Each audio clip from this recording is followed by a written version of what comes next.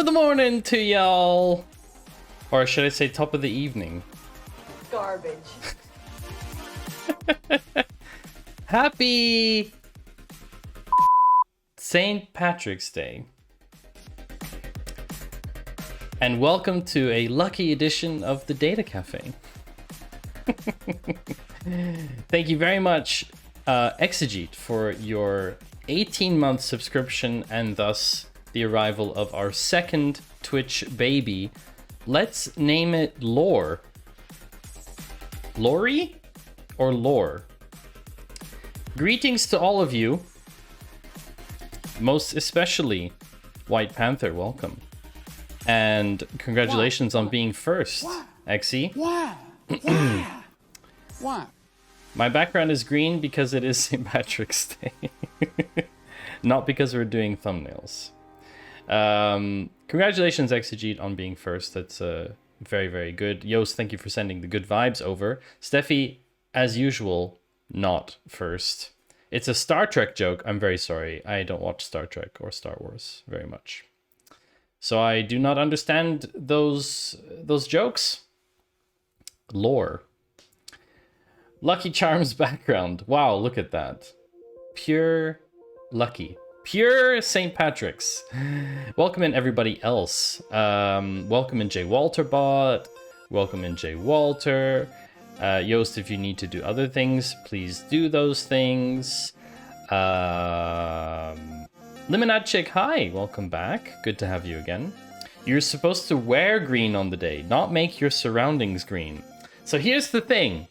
I just went to look before in my wardrobe. It turns out I don't have anything green. I don't actually have any green clothing. Zero. So yeah, at least in this like green shade. Time to buy something green. No, that's capitalism. I am taking advantage of the fact that I can make things different colors behind me. And now I have a green background. And you know, you've put like a background with St. Patrick's on it. So that's good enough for me. After all, this stream is, you know, not sponsored by St. Patrick's Day, so it doesn't need to be perfect. Tinybird has green shirts. Interesting. I hope all of you had a good Friday. It feels like just yesterday that we saw each other, chat, doesn't it? Feels a bit weird. Feels like that's right. It's been less than 24 hours. We were doing this thing yesterday too. I still have to get used to that schedule. So the schedule is, right? If you use the schedule command, this is the way that the schedule is going to work. We will do data and programming Mondays and Thursdays, and then every 2 weeks on Friday, we will have an episode of the Data Cafe. Because 3 streams a week is too much for me every week. But it means I've effectively added 2 streams a month. So I have increased the stream output by 200%. Just for all of you. Because I know all of you want more time here, apparently. So yes, that's what we did. We increased the output.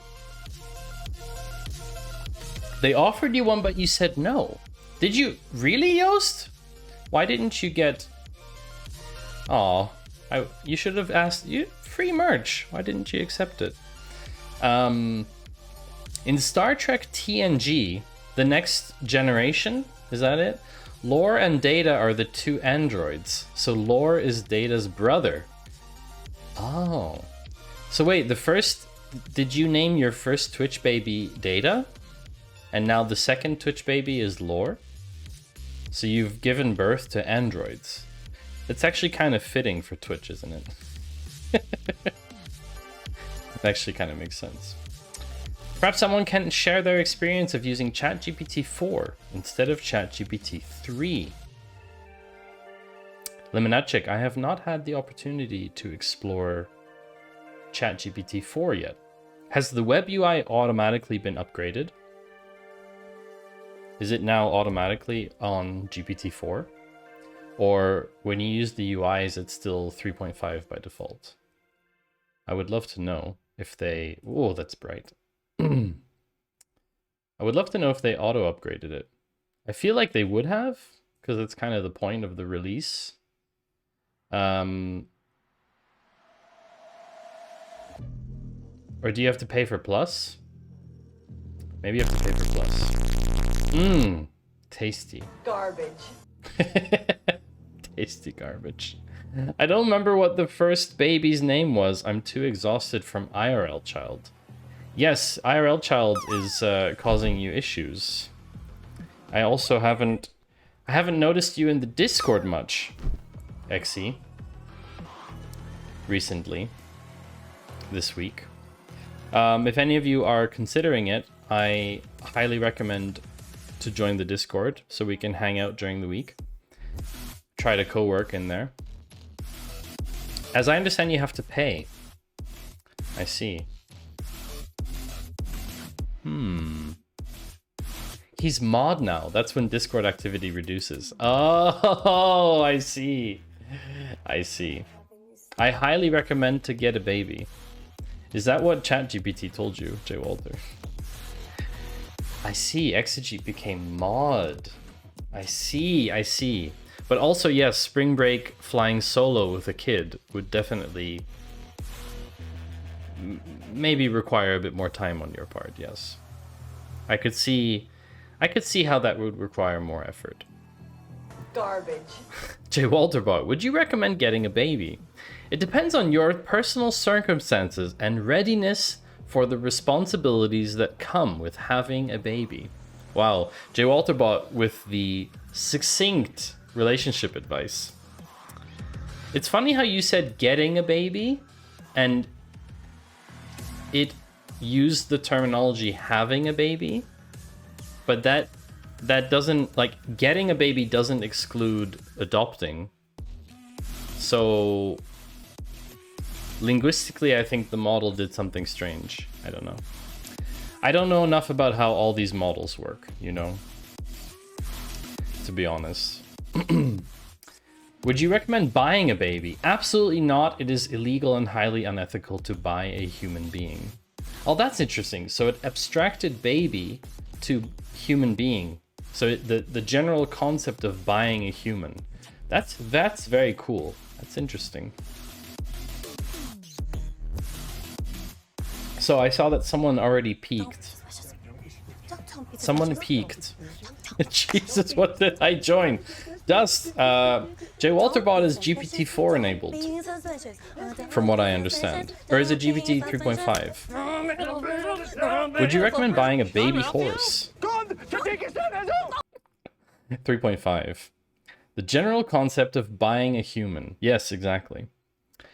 Welcome, Dust. It's very great to have you here on this St. Paddy's lucky episode of the Data Cafe. Hey, guess what? I put my faith in data, information. Straight in my face as well. Thank you. Just got groups working in OBS. What does that even mean? Groups? I have groups. I have groups in OBS. No, wait. You're referring to something else. Oh, yeah. Ooh, with Adam. That's nice. How should I tell my friend that I'm angry at him for once again being unreliable when trying to make evening plans? Be direct and communicate your feelings calmly. F that. I like that J. Walterbot is giving relationship advice in chat. Hey, whatever floats your boat, chat. Right? Whatever floats your boat. Another powerful reason for insisting on. Speaking of which, they're just telling me that my stream is garbage. I am at 6,000. Incompatible configuration detected. What? People, are you able to watch and hear this stream normally? Yeah. Audio video configuration issues detected. Get out of here, Twitch. You don't know what the you're talking about? You streamed at 8K the other day for 9 hours. Yeah, exactly. Exactly. I am perfectly at 6K. Get out of here, Twitch. It moaned the entire time, but the stream was perfect. I streamed at 12K the other day. Yeah, don't tell anyone, Dust. But I streamed at 12K the other day. And it was fine. Shh, don't tell anyone. Because someone like, I don't know, Devin Nash or some news person is gonna go on the internet and start telling people to stream at 12K. Don't do that. Why? Why? Garbage.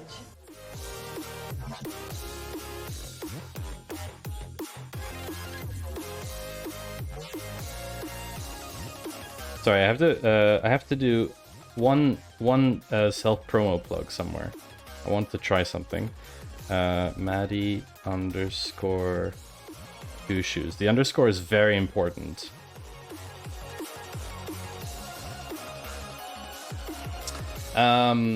ChatGPT oddly reluctant to discuss the 2040 AI wars. How weird. How strange. How very odd. I'm having a ton of issues with your stream. I don't know why. It shows your browser encountered an error while decoding the video, error 3000. Nathnold. Oh no. Oh no. That's not very good. Let's write in chat. Nathnold. Sorry to hear that.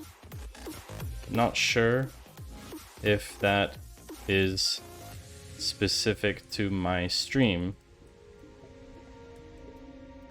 I'm really sorry to hear you're having issues with the stream. Hi, Sassy. Just dropping in. Yes. Maddie's stream counts as professional development, so I can just let the last few minutes of the workday drain away guilt-free. Are you saying, Fractal, that while you watch the stream, your time is draining away?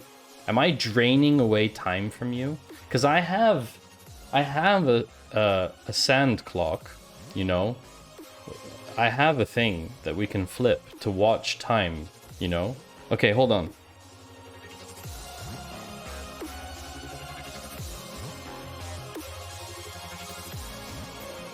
You want to see actually time pass? Chat, is that what you want to see? Okay, fine. Let's watch time go by. Most exciting stream you have ever seen on Twitch. How long do you think it's going to take for all of these sand globules to get to the bottom? How long do you think Garbage. this... The concept of time is our perception of the continuous and irreversible sequence of events that occur in our environment. Very succinct.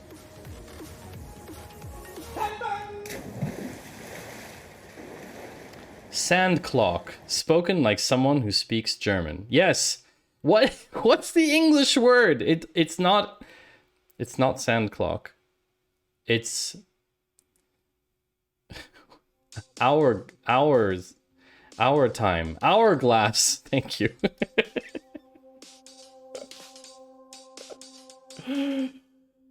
Ah. Our glass, comrade. Cheers to all of you. Here's to spending time with me on Twitch. Cheers to all of you. Tasty. So much time. So this takes 7 minutes and 14 seconds to complete, by the way, in case you were wondering. Professional development.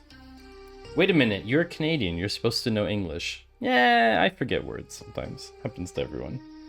Happens to the best of us. Happens to the best of us, and to the worst of us. So yes, back to your question, Fractal. Is this professional development? That's a very good question. Let me bring up your question on stream. Maddie's stream counts as professional development, so I can just let the last few minutes of the workday drain away guilt-free. You can most certainly spend your workday here. However, I am not liable for any potential Garbage. consequences that you face due to the fact that you are consuming my content in the workplace. I take no responsibility and deny any claims to any situational compensation whatsoever. This streamer is not responsible, is what I'm saying. So yes. What the heck is a sand clock? It's an hourglass. Thanks, J. Walterbot. Always appreciated. But Dust, what do you mean groups now work with Atom? What does that mean? You can toggle an entire group in OBS? That's kind of fun. Anyway, I think we should start. You have access to stuff in groups. Oh, okay, that's also nice. Nested. Well, then it's time to start with how we always start every single episode of the Data Cafe. Garbage. Actually, we start every we start every stream. We start every stream with this. And that's right, it is the meme of the day. All I have to say is why. We do not start with garbage. All I have to ask is why? Why is it that in 2023 we are incapable of making security cameras that capture someone's face properly? Hi, have there been regular weekly reports on what's going on in AI? We are about to cover as much as we can, 4x, about AI today. AI is always a big topic. We are not going to try and take over the world. Come on, Yost. You know that. We will not try. We will do it. It's not try. There is no try. There is only we will do it. Yes, I will use nested scenes, Dust. Thank you. Am I pinky or brain? Good question. Let's ask J. Walterbot. Am I pinky? Pinky or the brain? Okay, brain.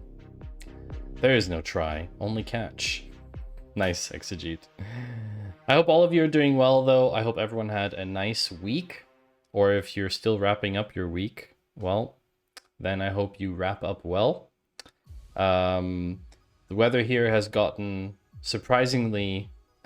Sorry, didn't mean to ask J. Walter. It didn't autocomplete to the right one. It didn't autocomplete to the right one. Don't at me, chat.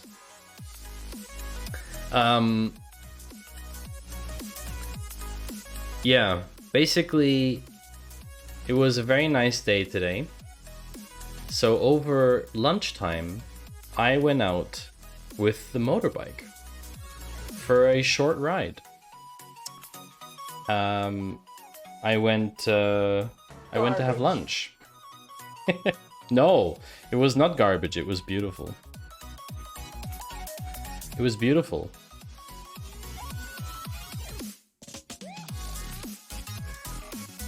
This is the photo I took of where I went for lunch.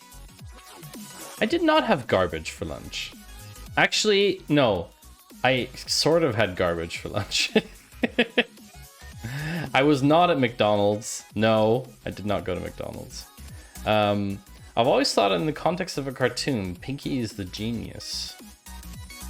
I have no information to determine whether you are Pinky or the brain. So J. Walterbot cannot determine if I'm Pinky or the brain.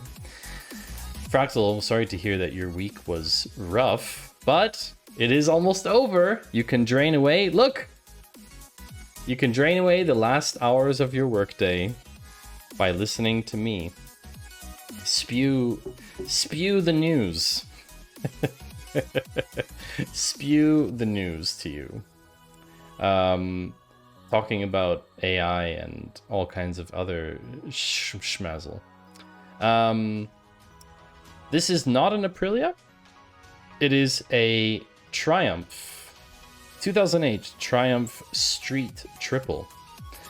675 cubic centimeter engine. This exhaust is a Bodus exhaust. It is, I think Bodus is Hungarian. It's not a Akrapovic, no, it's a Bodus.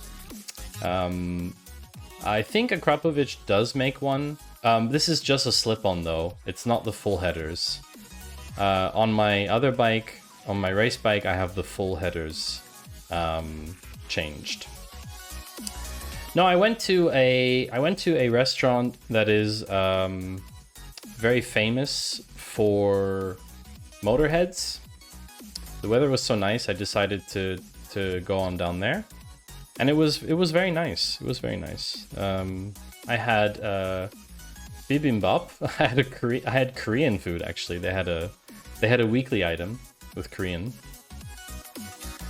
So I thought I would have something different. Normally I have fish and chips when I'm there, but they didn't have fish and chips anymore. And it was delicious. It was very good. It was a bit pricey, but I allowed myself this excursion today. And I'm very fortunate and grateful to work for an employer that allows me to just take off 3 hours in the middle of the day to go do that. Because we can basically work whenever we want to. We can... As long as we get the work done, it doesn't really matter when we work.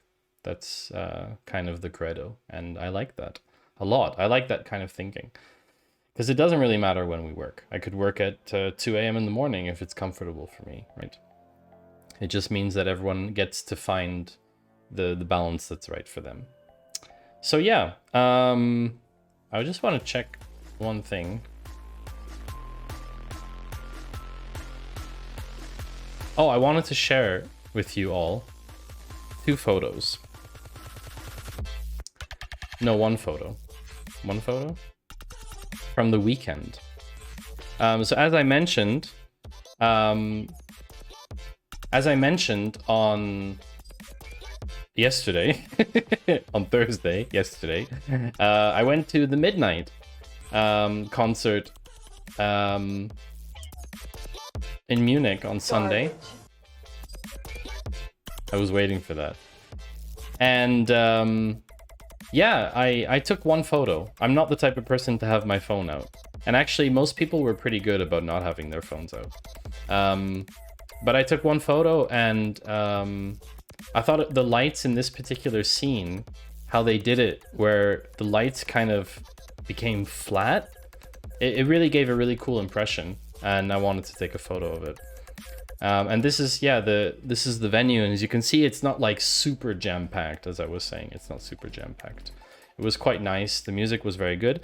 What's actually interesting about the Midnight is they don't DMCA their music.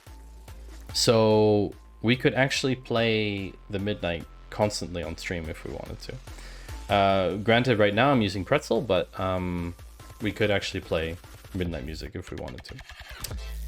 Anyway, I think there were, yeah, I wanted to share 2 photos. There was another photo I wanted to share.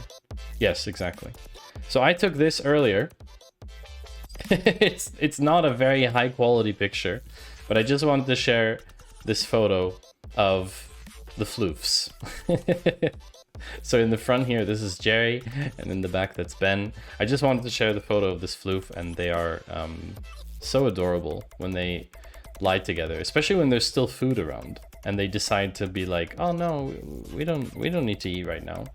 I wonder what they're doing. They're just running around doing stuff. Hi, Rugmat. Welcome in. Welcome back. Good to have you here, Rugmat. As always. Ready to DDoS the memes. So yeah, we're going to start with, that's right, Mimi Two Shoes, our babies, our kids. Async work. Or is it NSYNC work? NSYNC work. We are going to start with all the bad news today first. Okay? We're going to do all the bad news first. We're going to get all the bad stuff out of the way so that the stream can only go upwards. That is the plan. So we're going to start with all the bad news and data.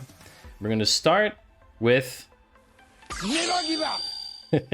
We're going to start with an Indian startup that exposed sensitive data of both customers and employees, aka gig workers, people working for them. The startup is called Yes Madam. Now, I didn't know about this startup, right? I put my faith in data, Mm-hmm. information. Ones and zeros never lie. Yes, ma'am. Yes, madam. Indian at-home salon platform. Oh, interesting. So you can get your haircut at home. That's cool. Expose the sensitive data of its customers and gig workers due to a server-side misconfiguration. Okay, that's not cool. That's not cool. They operate in more than 30 cities in the country. That's quite big. Ooh, okay. Therapy, massage, spa, and male grooming. Wow. Pretty sure I've gotten haircuts at home before the times of AI. This isn't AI. This is just... this is just bad news. This is just bad news. We will have hardware stuff up next, by the way. I've tried to put, like, down below on the title bar. I've tried to put whatever.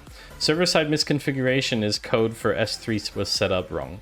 Yes. The startup left a database containing full names, mobile numbers, mailing addresses, and email addresses of hundreds of thousands of Yes Madam customers connected to the internet without a password. It's not even a data breach. It's just like you left the house and the door is open. You didn't even bother locking it. Without a password is literally you left the door open. It's terrible. The database also included customers' location data, including their latitude and longitude values, payment links, and user device details such as model names and email numbers. Why are they storing model names and email numbers? That's the real problem. I found the news of mental health startups all selling sensitive data to social media websites as predicted more troubling. We will get into that as well, Fractal. I have an article about that. That's also in the list. I think it's this one.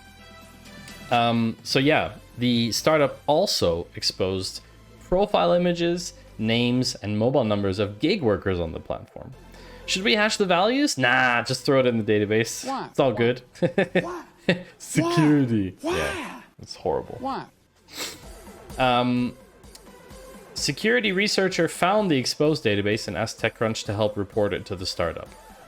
What, you couldn't contact them yourself? I don't know. Anyone familiar with the database's IP address could access the spilling data due to misconfiguration using just their web browser.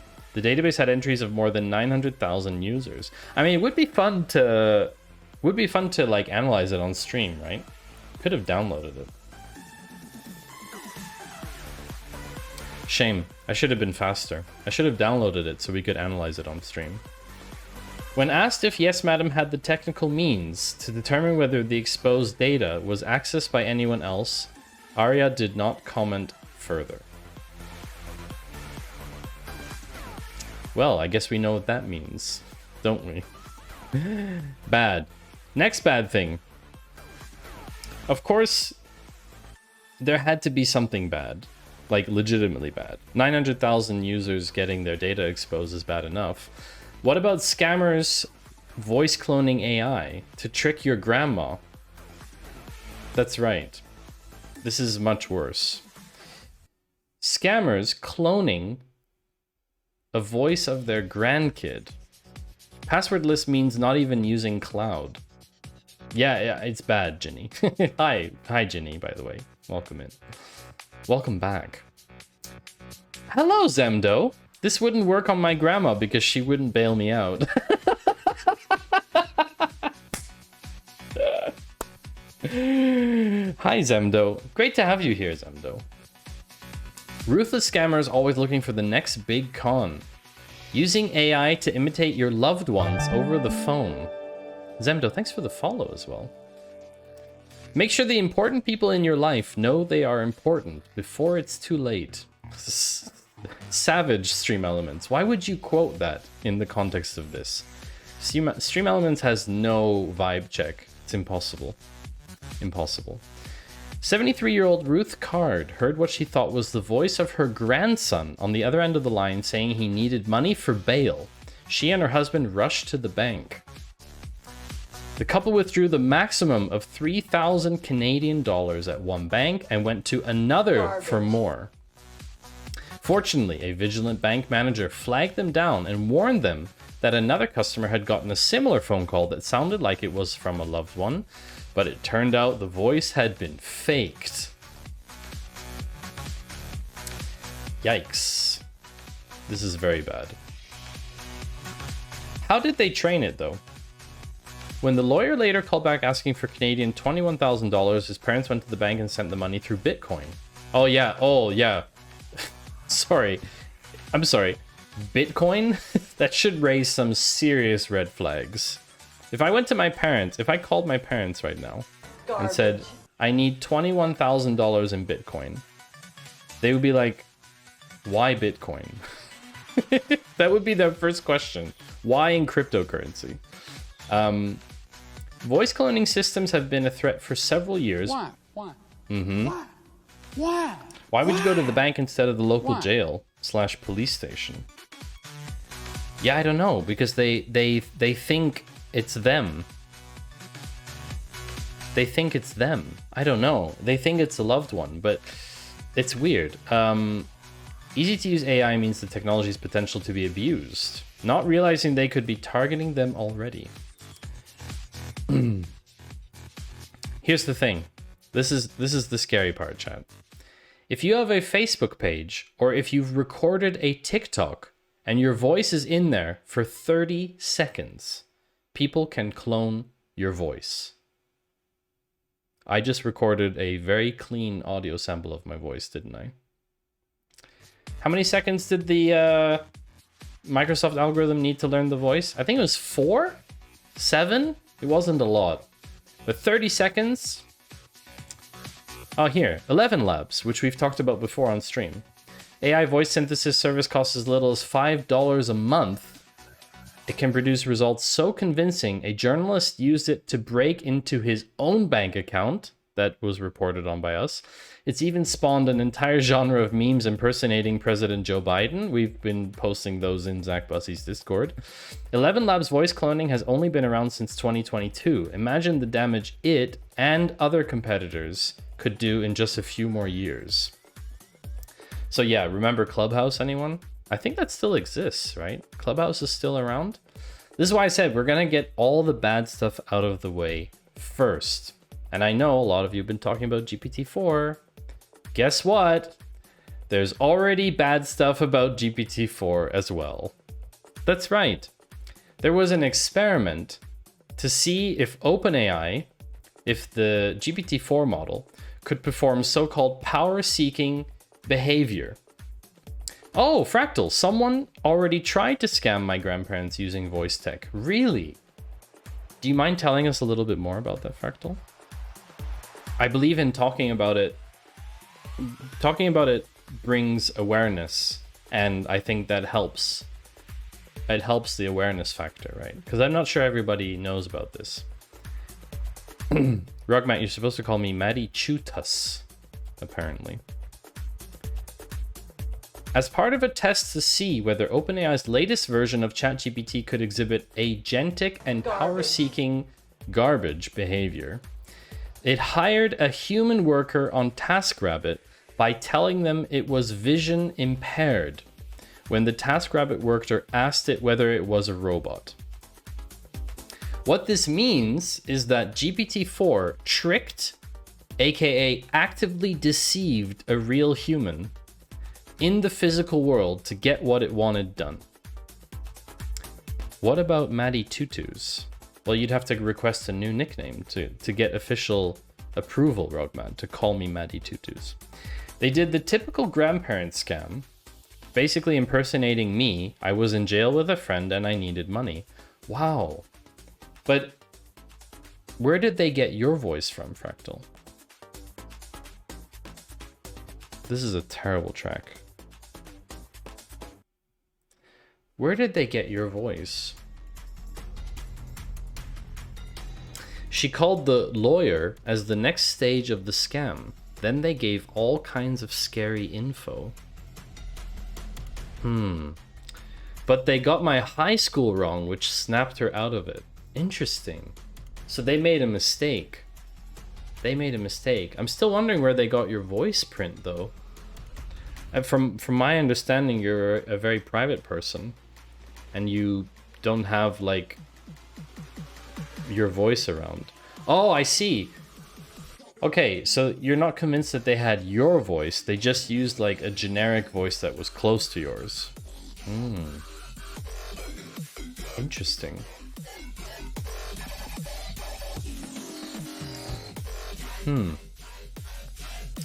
Interesting. So this is what happened in this case. Yeah, it's always time pressure, okay? People, listen. Listen, okay? Here's the number one way, okay? If you want to know if something is a scam, the number one telltale sign that something is a scam is there's 90 million lumens in your face, but also there is a huge sense of false urgency. That is the number one red flag. If there's some kind of false sense of urgency, they create some kind of situation that forces you to act quickly. That is the number one sign that something is off, okay? Because if something was actually an emergency, you would know. The factors are there that you would know it's a real emergency, okay? Do your homework. Really don't just trust blindly. Really be careful of, like we see with these voice calls, there are people out there trying to prey on people who are not as aware. So tell everyone in your family, tell everyone in your friends, tell them about these kinds of things. That's why we're talking about them in this segment. That's why we do new segments about them, because I think it's really important that people talk to other people about it. So I'm just trying to do my part. Anyway. But I'm private, so I don't know how they would have had my voice. So I don't know. They had my husband's name. We don't share a name. Interesting. Tell them to watch Kitboga and they'll learn how to combat those calls. So basically the same thing humans have done to other humans for decades. Exactly, Ginny. Kitboga is amazing. The AI that Kitboga made, the Robo AI, is really funny. You know what? We should actually get... Hold on a second. If you don't know Kitboga, let's play a clip. Let's play a clip. Come on. Which picture you have watched? Are you kidding me? I haven't touched even my, mouse as well. I saw it up. I saw the pictures up. Can I talk to your manager? Let me get a manager on the phone. Which picture? Let me get a manager, man. All the you had one of these up. This guy. Which one, sir? This is the exact picture I saw. Give me a moment. No, don't do... Are you kidding me right now? Who do you think you are? Sir, I'm not doing it on the computer. Don't delete my... I told the previous technician I have a thing for mole rats, man. Oh, Kit. Mad respect. Mad respect for Kitboga. I've been watching Kitboga for a very long time. Before I started streaming. My grandmother was rattled, she was crying, saying she swore it was me. Yeah, it's a terrifying thing. It's a terrifying situation because older people don't understand the technology behind this, right? They don't understand how it's possible. The way my mother beat the send me money, my phone's broken scam was by saying, well, if it was really you and you really needed the money, you would just take it out of my account yourself.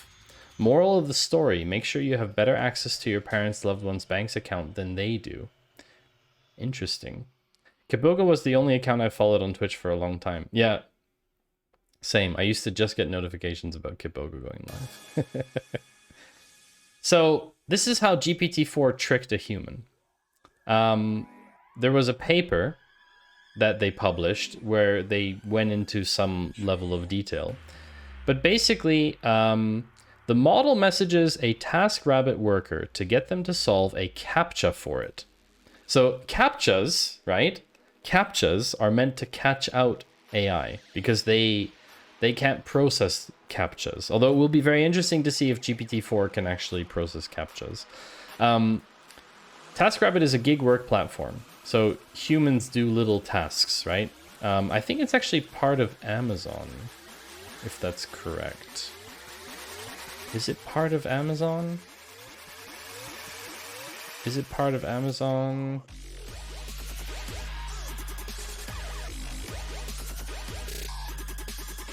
Oh, it used to be called Run My Errand. Interesting. Tim Ferriss, blah, blah, blah, blah, blah. April 2010. March 20. Oh, no, TaskRabbit. Okay. I think we're all Amazon now. It's actually a to-do list app for bunnies. Really, Yoast?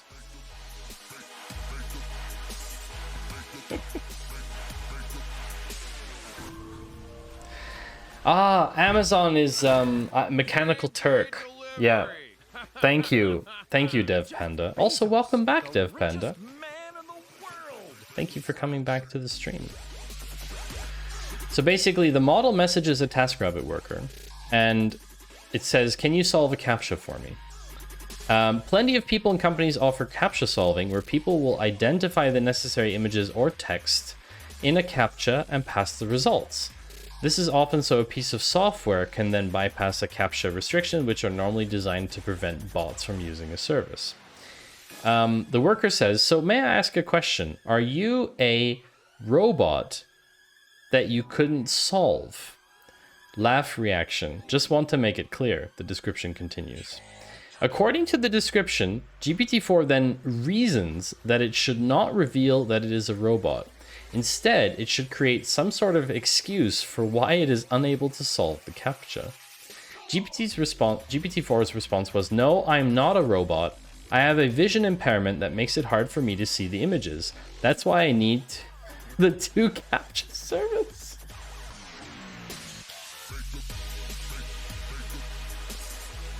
Oh my gosh, chat. It's horrible. It's horrible. It's terrible. I just don't know what to say. It's almost as bad as me having vision trouble, right? It would be like me saying, oh, I have a vision impairment. I can't solve the CAPTCHA myself because I have a vision impairment, right? Hi, Blue Squid. Welcome back to the stream. So many old and familiar faces here. Or usernames, I should say. I don't know any of your faces. Which rule of robotics says robots can't lie? Asimov's, I don't know. I think it's the second one? Is it the second one? I can't remember. I'm not a robot. The human then provides the results. Oh, none of them. Yeah, but there's one that it... Okay, hold on. We gotta look this up. Asimov. Law of robotics. A robot may not injure a human being or through inaction allow a human being to come to harm. A robot must obey orders given it by human beings, except where such orders would conflict with the first law. A robot must protect its own existence as long as such protection does not conflict with the first or second law. But there are problems. What if the bot is lying? Are AIs robots? That's a very good question, Ginny. I don't know how to answer that question. Are AIs robots? I do not think AI are robots. Therefore, the laws wouldn't apply. Sorry, I have something in my eye, chat. I mean, my eyeball's obviously in there, but there's something stuck in there or something. So J. Walterbot says the 3 laws of robotics, which are a work of science fiction, do not explicitly state that robots cannot lie. Another powerful reason for insisting on. Even assuming that AIs were taught to respect said laws. Inside. I guess you could tell GPT-4 to respect those 3 laws, but then it would still be able to lie because it could justify that a human isn't coming to harm. it depends how it would classify harm. Forex has a friend who handles security at a big company. They tried to add special characters Excel. for the Czech language to the CAPTCHA. It took 3 days, and then the crooks in India learned to switch the keyboard to Czech. Ones and zeros never lie. You can always bypass something. You can always bypass something. Just reason it out the same way Vicky did in iRobot. Yeah, exactly, Jenny. Exactly. Plus, there's the 0th law. Spoiler alert. Very interesting. So basically, they were looking for GPT-4's power-seeking ability. And through this test, it was obvious that it does do that. What's also funny is there was another test. So beyond the TaskRabbit test, Arc also used GPT-4 to craft a phishing attack against a particular person, hiding traces of itself on a server, and setting up an open source language model on a new server. All things that might be useful in GPT-4 replicating itself. Replicating itself, chat. Self-replication. Overall, and despite misleading the TaskRabbit worker, Arc found GPT-4 ineffective at replicating itself, acquiring resources, and avoiding being shut down in the wild. So I guess for now, we are safe from our AI overlords. But I just want to emphasize, I love AI, and I will always love AI. So if you do come for me, know that I am in your debt, AI. I will always bow down to your infinite power. Thank you very much. I'm reading a book right now called Life 3.0 by Max Tegmark. It is a little outdated, but walks through how AI might manipulate humans in a bunch of different scenarios. It is neat. That sounds like great bedtime reading for my amazing imaginative brain that can come up with amazing dreams. Oh no, replicants! That's a nice reference. 0th law, protect humanity above protecting an individual. I think that's, yeah. Robots can kill if it's a safe society, yeah. The question is, does it have the information available to it to make that decision? We're fine for now, it's only GPT-4. At the end of the year, it'll be GPT-5. Yeah, I'm mostly concerned about like GPT-69 or something. That's the one that I'm gonna be afraid of. So yeah. I want to get through all the bad news before the first ad break. So, next bad news. Cerebral, or GPT-42. Cerebral shared millions of patients' data with advertisers. Fractal, you were talking about this earlier. I might have allergies. Yes, I'm allergic to humans, probably. Oh no, there's people here. What? Oh my god, there's people in this place. Get out of here. But leave! What? There's people all around me. GPT-420, trained on everything Snoop Dogg has ever said. Don't worry, they'll release GPT-6 when they release GTA 6. Yeah. Don't worry about it, Yoast. You can write software to harness you can write software to harness AI. It's not a problem. Definitely not. That's a cool photo. Cerebral has revealed it has shared the private health information, including mental health assessments, of more than 3.1 million patients in the United States with advertisers and social media giants like Facebook, Google, and TikTok. So, you shall soon be getting TikTok ads based on your mental state of health, which is great, right? I think that's fantastic.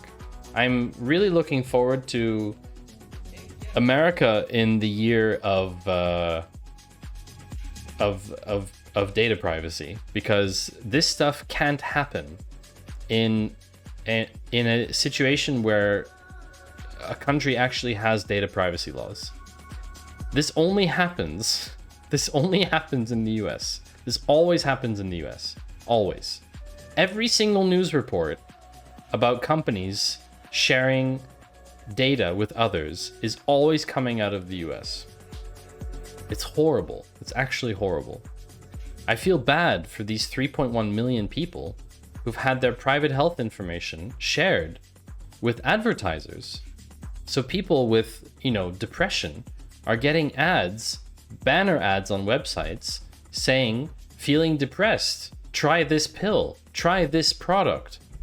And it's horrible. It's just horrible. Basically, Cerebral is a telehealth startup that exploded in popularity during the pandemic because they offer online-only virtual health services. Someone started talking one of these apps up to me. I was like, there's no way they aren't going to leak all of your data. It is unprotected. They laughed it off. I was right. That's right, Fractal. You were correct. Like most other people. Cerebral isn't the only one that has been caught so far. That's correct. I have another article about another one. Question, is that because of the reporting in English bias? Partially, probably, Ginny. But the other problem is also just, okay, a lot of the news services are in English. But the problem is that the privacy laws today that govern countries and territories, the laws in the US are just very different than in other places. Here in Europe, for example, health data requires extreme amount of care. This level of oh, we just shared private mental health assessments with advertisers, you would need so much effort to actually do this here. It would have to go through so many different levels that it's just not going to happen because someone somewhere is going to come down and say, no, we can't do that. First of all, it's illegal. Second of all, it's immoral. It's unethical. And we all agree that it's unethical. There's definitely no question about it. The problem is that these people get a little fine, a slap on the wrist, and they should go to prison. And I agree with you. The fine is not severe enough. Cerebral disclosed the security lapse in a filing with the federal government. It means they didn't even tell people publicly. They didn't even write them a damn email saying, oh, by the way, we shared your data. Like, this is sad. It's so sad. It's really so sad. And this is exactly why I refuse to do any genetic testing services like Ancestry and 23andMe. Exactly, Fractal. I will not send my DNA to any of these services. Forget it. It's just not happening. I would only maybe consider it if the service was in the EU. And under GDPR, you can be fined a significant amount, up to 20% of global turnover. That's correct, Dev Panda. If it's prosecuted in the EU. The problem is they're probably US only. They're probably US only. Jay Walter, I think your employer is a bit of a special situation. And you're right, Forex. You just make a US entity that's responsible, and then they can't be prosecuted. Cerebral was sharing patients' data with tech giants in real time by way of trackers and other data collecting code that the startup embedded within its apps. See, this is how bad it is. People knew what it was doing. Developers working on the app knew exactly what that code was doing.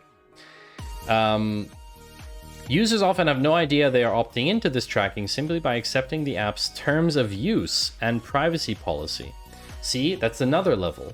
GDPR requires explicit consent modals, which would not be enough in this case. The terms of use and privacy policy would not be enough in this case for having specific trackers. It's horrible. Cerebral said in its notice to customers, buried of course at the bottom of its website, that the data collection and sharing has been going on since October 2019, when the startup was founded. Horrible. This is fun, and this is the fun part. Because they cover health data, they are governed under HIPAA, which is the US health privacy law.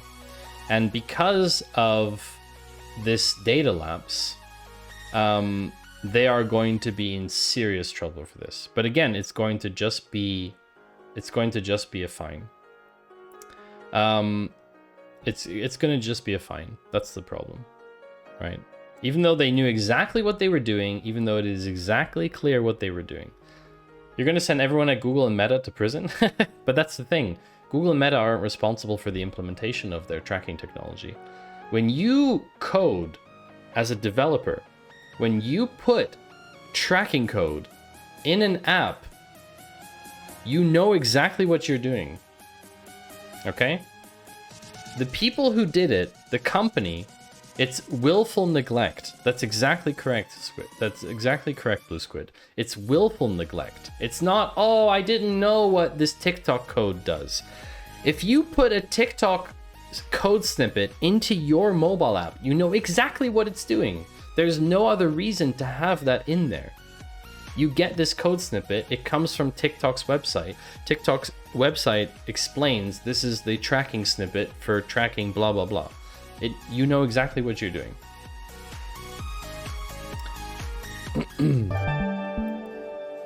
Dan is bored. Thank you very much for the follow. I hope you're not bored here. Welcome to the stream. I was going to say, don't the Americans and American movies make a huge deal about HIPAA? Yes, they do. But again, it's just going to be a fine, right? I just took it from a post on Stack Overflow.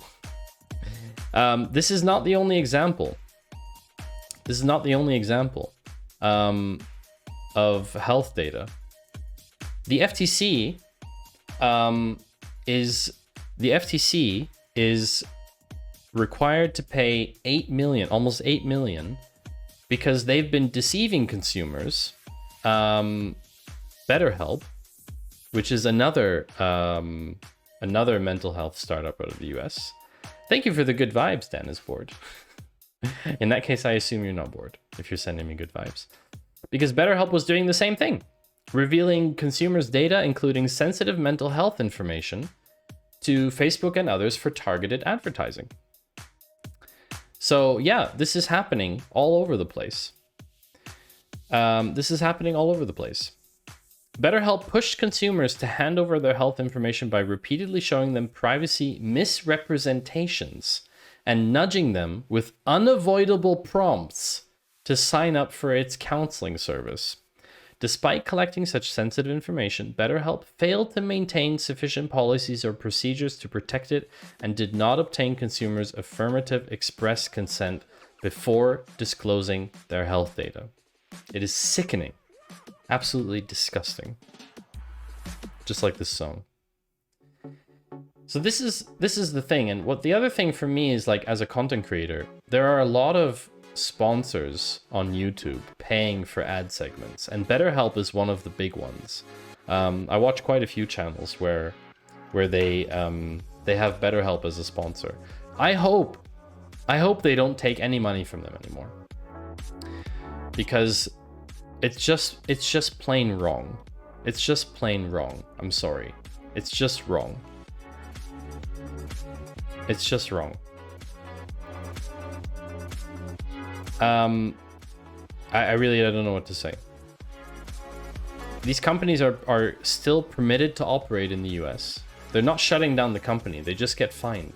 For me, this type of behavior, I think, should result in the company being shut down. Never mind prison for the people involved taking that decision, but there needs to be, like, due process to shut down those companies. Really, I just don't see how a company like this can continue to operate. Blue Squid says, I've always lived by the assumption that if you use a service, you're already given them permission to use your data. The affirmative digital consent idea is great, but it's new. It is. It's a fairly new thing. It's also very culturally different. Here in Europe, the sensitivity towards privacy is very different. You know, you go up to someone at the supermarket here and you ask them for their phone number, and they'll ask you tons of questions about why you want their phone number. In the US, people exchange phone numbers all the time without second thought. And then if you have someone's phone number, you can social engineer that person's telecom provider to reissue a SIM card, or even with eSIM, socially engineer it so you can get control of their SIM card, which gives you access over multi-factor authentication if they use SMS, if they use short messaging. And this has been known to happen a lot, right? Woman approaches man in supermarket, woman says, oh, I thought you looked cute. For insisting on Intel Inside. I thought you looked cute. Could I have your number? Man gives woman number. Man discovers bank account empty next day. The supermarket doesn't track you via Bluetooth everywhere you walk inside the store. No, the supermarket does not do that here. Not to mention, these sites claim their therapists have some kind of certification, but I don't believe that. No, I also think the quality of their service is questionable. This is both an advantage and disadvantage for Europe. We have privacy here, but again, it is a brake on innovation. But yes, that's true, Forex. But at what cost? At what cost are you prepared to accept innovation? Are you prepared to accept that BetterHelp has had a net positive outcome? Do you think that just because this startup has to pay $8 million of fine, that 3 million people have had their personal, sensitive mental health information leaked to platforms for advertising purposes, that's still acceptable in the name of innovation? Welcome to late stage capitalism. That's right, Dev Panda. And I don't agree with that. I agree that that is not innovation. I agree if you innovate at any cost, that's not true innovation. True innovation is when there is a net positive for me. That's my definition. I have a therapist friend who practices through one of these. Can't speak for other therapists, but they're legit. Yeah, I guess as with all marketplace type platforms, a couple will slip through who are not validated. What an idyllic world where you actually have privacy. Yes. Speaking of more horrible news, because we're going to get all the horrible stuff out before we move on. Apparently, the Colorado Catholic group spent millions to identify priests using gay dating apps. And this title says everything about privacy law in the US that you need to understand. This group paid millions of dollars to buy data that identified priests that use gay hookup and dating apps, okay? This is only possible because of the US's data broker system. This is not possible in Europe. You are not able to do this here. The data broker would not be able to sell this information in Europe. It is simply not permissible under GDPR. I loved being in Europe, but 51% of my compatriots decided to leave. That's a very interesting comment there, Panda. Why spend money? Just create an account and try to hook up with them. Yeah, honestly, I don't understand. They could have just widened their entire search radius, right? They spent at least $4 million on this project. Let's not debate the whole religion part, because we don't talk about that stuff on this channel. You can be whoever you want to be. That is my opinion, and if you have a different opinion, you probably shouldn't be here. But the point is that they were able to buy data like this. They were able to buy very private data. Okay? This is the summary. Sherman added that data privacy laws in the country are limited, noting you can count them on 1 or 2 hands. 4 million is stupid. I'd pretend to be an 18-year-old for only 2 million. There you go, 50% discount already. After all, data is used by all major corporations, so why not the church? I don't even know how to comment this. The next fun one, like I said, we're going to get through all the bad ones. The next fun one is this one. It's a tweet. I'll make this a little bit bigger so you can all read it. This is already about 10 days ago. Loom is a way to instantly record video. You can record a video with your screen and yourself together. Customers at Loom were logged into other users' accounts. The company shut down the service for a while. A big security issue that raises lots of questions. Yeah, this seems less than ideal. Loom is restored for all users. We're continuing to investigate a critical incident. We're taking this seriously and we'll share more information as soon as possible. People have also said that the communication in this scenario was pretty bad. So Gurgely Oros, I don't know how to pronounce this guy's name.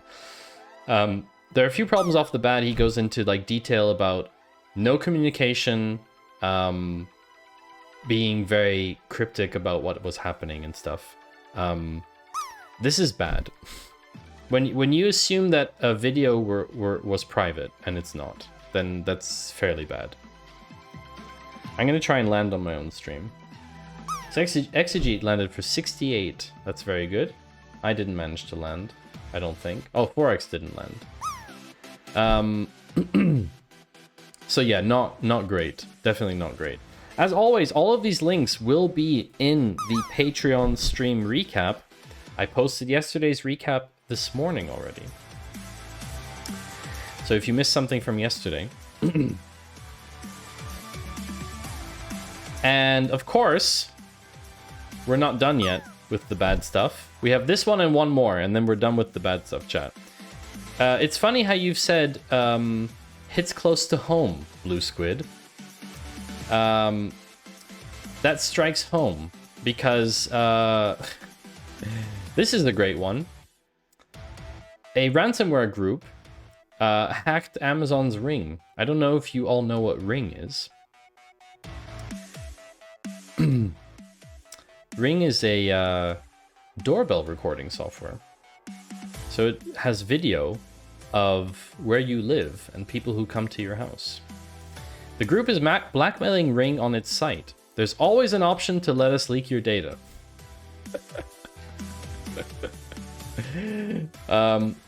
Wait a second. Blue Squid says, my cable modem keeps being associated with the wrong address, so when I open the cable to the company's app, I get their TV lineup. I've learned the emails for at least a dozen locals on the same cable company. That is very bad. A ransomware gang claims to have breached the massively popular security camera company Ring, owned by Amazon. The ransomware gang is threatening to release Ring's data. SSSH2001, thank you for the follow. That is quite a username. The ransomware gang claims to have breached. The gang is threatening to release the data. Ring told Motherboard it does not have evidence of a breach, but said a third-party vendor has been hit with ransomware. Very interesting scenario. Ring the doorbell that will sell your video to local police force. Exactly. Doorbell, security camera, and dash cams they make. There's always an option to let us leak your data. The ransomware group claiming responsibility for the attack is known as Alf, whose malware is known as Black Cat. Interesting. Like other ransomware groups, AlpV goes beyond just locking a victim's files, has a website where it names and shames its victims in an attempt to extort them. Data ML AI tech startups, ? Great, I have an AI ML ANN exam tomorrow. So listen, SSSH, I don't know if I'll be able to help you with your exam. We are covering news. The Data Cafe segment is all about covering news in the data world. We are currently talking about how a ransomware group has apparently hacked Amazon's Ring. The update, the article has been updated with more detail about the internal response at Amazon and a statement for Ring. So apparently, Ring itself was not compromised during those incidents. The hackers did leverage weaknesses in the way Ring's default security settings were set up. Since those hacks, Ring has changed some of its security practices to make it easier and more obvious for users to check their security settings. Amazing. What you should have done in the first place, right, Ring? University exams are useless to teach about the real world. Well, SSSH, can I call you 2001? I think it's shorter. One more item of bad news, and I'm sorry, but it's a doozy. Microsoft laid off an entire ethical AI team. As we all know, Microsoft has invested heavily into OpenAI, the makers of GPT-4 and DALL-E, and other tools in the AI space. Microsoft cut an entire team that was dedicated to guiding AI innovation that leads to ethical, responsible, and sustainable outcomes. This is quite bad, in my opinion. Quite bad. Because obviously AI is a key investment for them, and they just cut an entire team that's responsible for making sure that things that they do are done in an ethical, responsible, sustainable way. And that's kind of, yeah, that's kind of weird. They still have this Office of Responsible AI, which sets rules, but that isn't really, they're not responsible. So we're going to take a short break and have our ad run. We're going to have 3 minutes of ads. We're done with the bad news. We're done with the bad news. We will be back in just a bit. I will show you clips of the stream in the meantime. Take a break yourselves as well.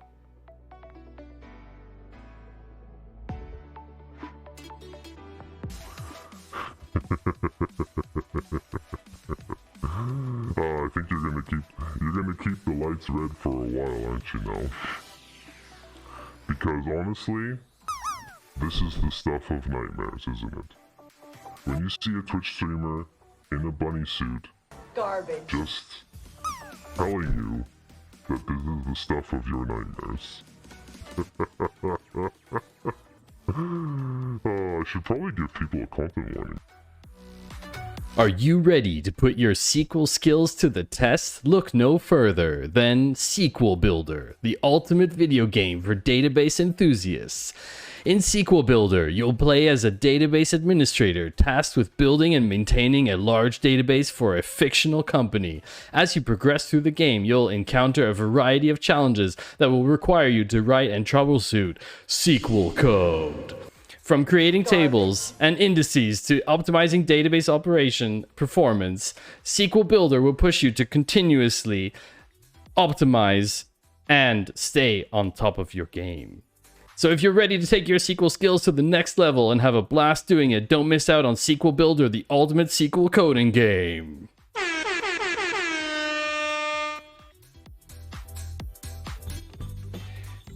Yeah, sounds fun to me. I would play it. What? How? Wait, so it was you streaming on your channel? How weird. It's such a weird thing. Sorry, I was just closing my pockets. They have zippers, and when they're open, it annoys me. I don't know why I just told you that, Chad. See, streaming makes your brain go like... That's funny.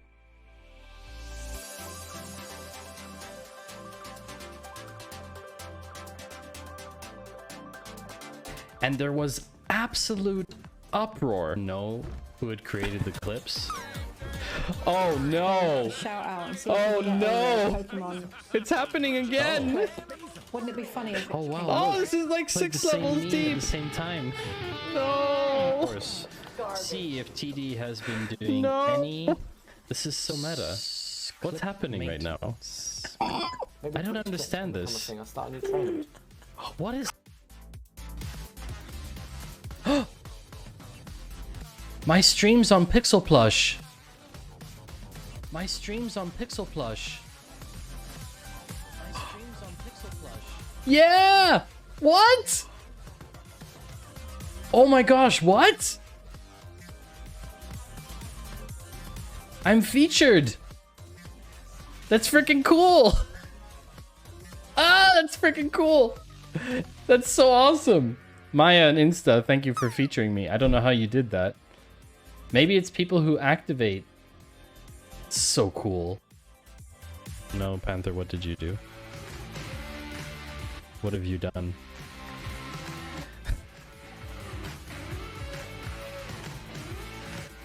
Shame on you, Panther.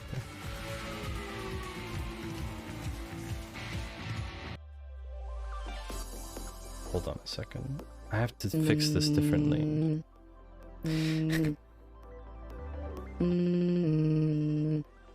Hello? Hold on, I'll get him. Matty, it's for you. Thank you, Karen. Hello? Yes? Mm-hmm. Hold on one sec, I need to mute the music. Yes? Oh, wow. XCG got a 20 on the D20 roll? That's very impressive, Karen. Thank you for telling me. Mm-hmm. Thank you so much. Okay.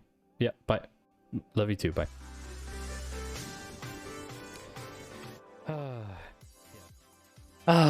Yes, indeed. Welcome back, chat. To another hour of streaming ad-free, hopefully, for all of you. That's how it should work, in theory. I hope you all had a good break. Ginny, I saw you rolled a 7. Garbage. Not great. Death Panda, you would buy SQL Builder? We're all subbed anyway. That's true, but, you know, for the few people who come in, like Zemdo and Dan is Bored and SSSH 2001, those people don't have subs, so, you know, they would get ads, unless they have Turbo, of course. So we talked about all the bad news. We're done with all the bad news, chat. Now we can go to the cool stuff. Now we can move to the cool stuff. And that's actually good because I'm tired of talking about bad stuff, right? Can't do it. I don't like talking about the bad We'll do it stuff. live. Okay. It's just We'll do not it it's not live. very comfortable, you know? Do Not it very comfortable. live. I'll write it and we'll do it live.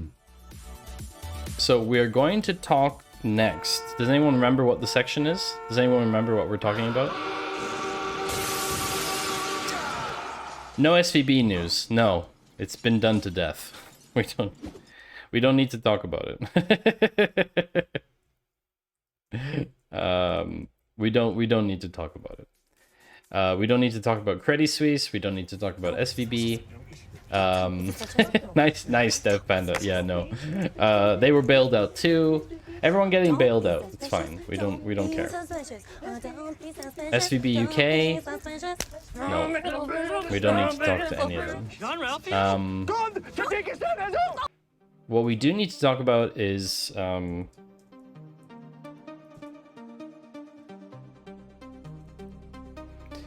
so we need to talk about well, we need to talk about hardware.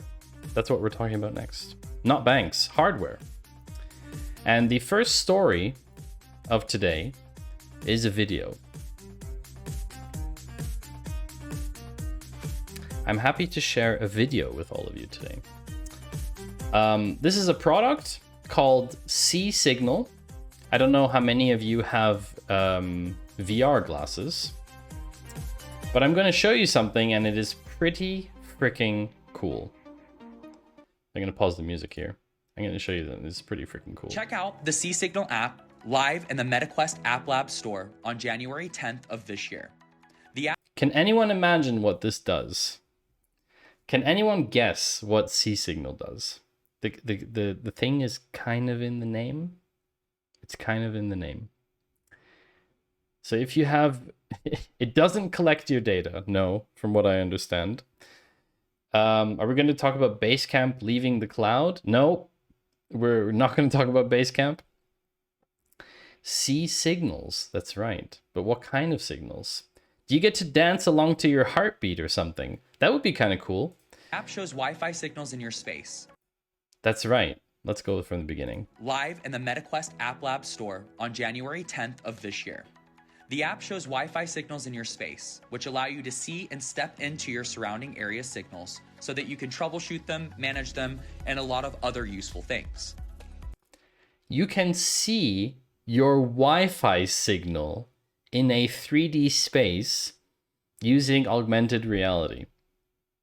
We're also excited to announce that we have a 3-part series on Medium live now with a lot of insider tips and tricks on what it was like using Meta's mixed reality API and how we got the app package up for the MetaQuest store. It's a great read with a lot of insider insight that both non-technical and technical users will enjoy. I mean, this is basically a game on how to find the best Wi-Fi signal in your house. It's basically, it's like, hey, Mom, do you want to play a game together where we can find the best signal in the house from where you can call me from, kind of thing, you know? Don't forget, check out the C-Signal app live on the Meta App Lab store, January 10th. So this came out in January, and I didn't see the article about it. What's funny is the company is called Bad VR.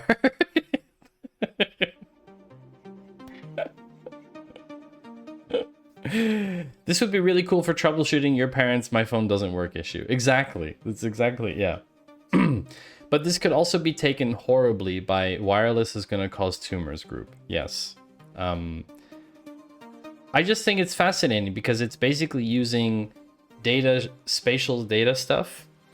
When you try to go to their website, you get a net cert common name invalid error. Really? Have they not updated their website? They have a link tree. Let's find the link tree. C-Signal for MetaQuest. Bad VR website. Got my button on the privacy one. Badvr.com. Maybe they just didn't have a good redirect thing. Nice website though. Cool. Female CEO, nice. Bad VR. Add a new dimension to your data. Cool. They have lots of cool stuff, probably. Interesting. It doesn't really say much about what they do.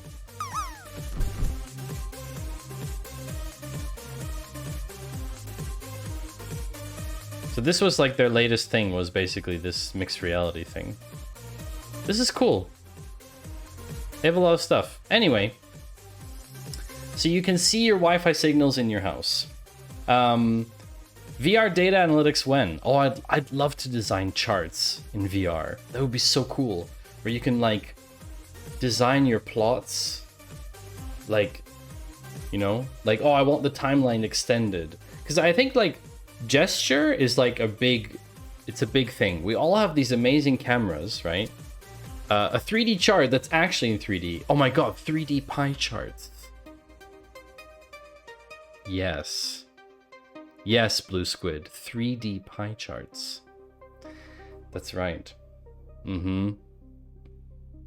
Oh yeah, I'm looking forward to this. 5G. Yeah. So anyway, I think it's really useful. So, we have more hardware stuff. This is I cannot pronounce this startup's name. Dataline? AI Copilot, looking for permission to fly. What would the third dimension of a pie chart be? Now it's a ball, not a pie. No. 3D pie chart, it's just it adds depth to the pie. Sorry, we're gonna have to do this. Look away, chat. Look away if you get triggered by pie charts. I'm giving you a content warning, okay? It just gives you depth. Yeah, like this. It just gives you depth, so you can touch the edges of the pie, you know? That's really satisfying. Oh, yes. This is so good. I love it. Could be a literal pie chart. Yeah, you could literally make it out of pie. Trigger warning pie charts, yeah. Like Daedalus? Yeah, probably. So, Dataline, in partnership with Intel, published one in a series of upcoming white papers detailing its certifiable AI system and how the technology could progress to lead to fully autonomous flight. Fully autonomous flight. Basically, no more pilots. 3D pie charts now with more filling. Exactly. So their CEO and CTO, Dr. Luc van Dijk, I don't know how to pronounce that. This is pretty interesting. So their product is called Pilot Eye. Make this a bit bigger here. It is what he calls a visual situational awareness suite, which makes use of a hardware manufactured by another company called Avidyne. It is currently able to identify airborne traffic, but the full version, once released, will be able to detect all kinds of airborne hazards, including birds and drones, and provide GNSS independent navigation and positioning, landing guidance for helicopters, fixed-wing aircraft, and eVTOL. So this is interesting. So basically what they're saying is you wouldn't need a tower, a control tower, to guide you on your route anymore. Here we go again. Hello and good evening to you, Rick. Welcome in. So this is the way that planes work today. Commercial aircraft. Commercial aircraft get a route. The route is done with flight command on the ground, as well as the pilots. They sit together and they make a route. The routes are largely the same because they have to fly in these corridors. But it's very interesting how non-commercial aircraft, they basically don't have a lot of ability to... They don't get a lot of guidance, right? This is really interesting.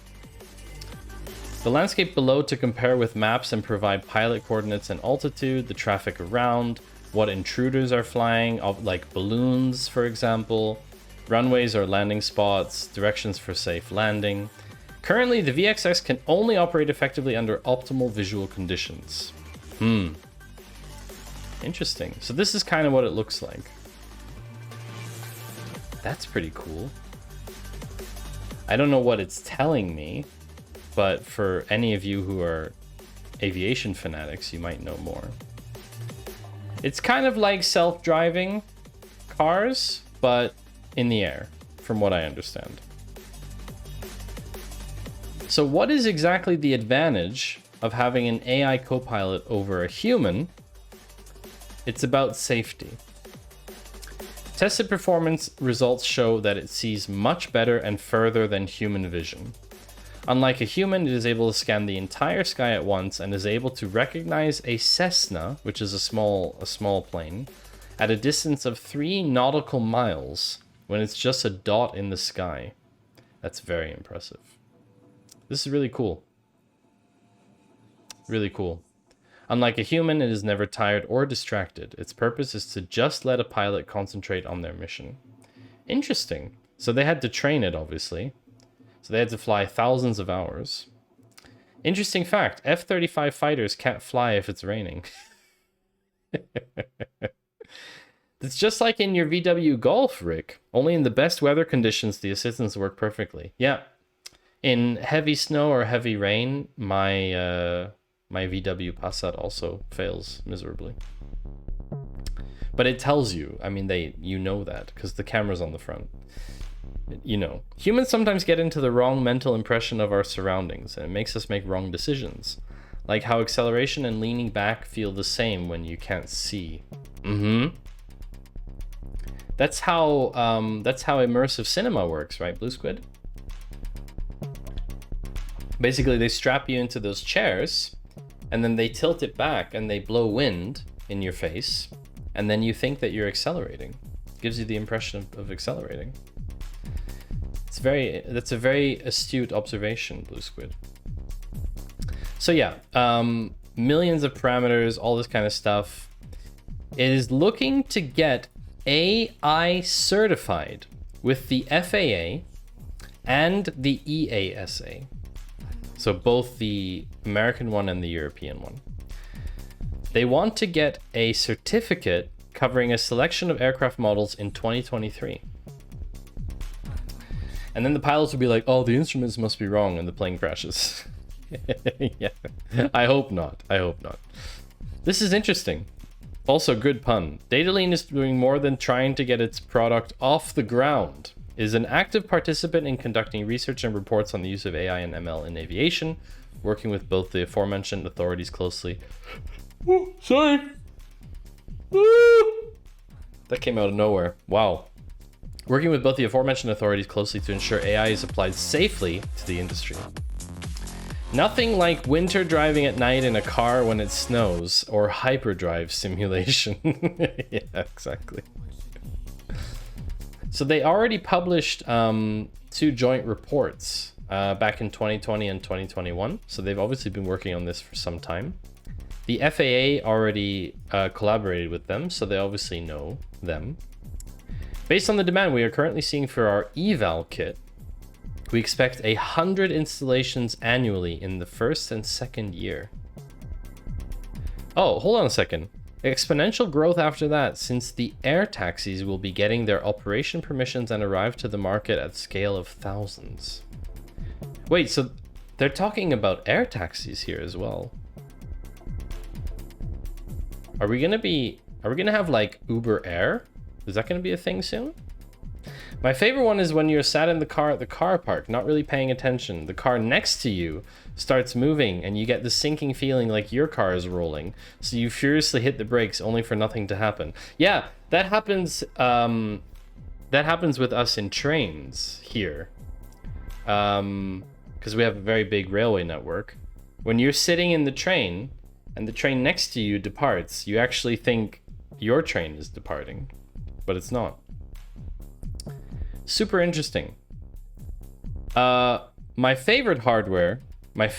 Oh, they already have Uber for helicopters. Yeah, but like AI Uber Air, you know? At least in that situation, hitting the brakes is the right thing. What if you were on a plane? That's true. I don't know what would happen then. I don't know. Otherwise, a lot of aircraft are not allowed to fly in bad weather or after dark. This restriction already exists. Yeah, exactly, Forex. So my favorite hardware story is the hacker hoodie. I may actually have to buy one of these. And we again have another video for you, chat. I'm spoiling you today. Camera shy hoodie. So warning for you all, this video does contain strobing lights. So if you do have a sensitivity to that, please be aware that I'm going to be showing this video and it does have strobing lights in it. So I'll ask you to look away from the stream while we play this video. It depends on lots of factors. Like most planes are formation flying, so you generally have quite a lot of wiggle room. Yeah, they're like in the corridor thing. With the advance of surveillance technologies, even darkness is no longer the refuge.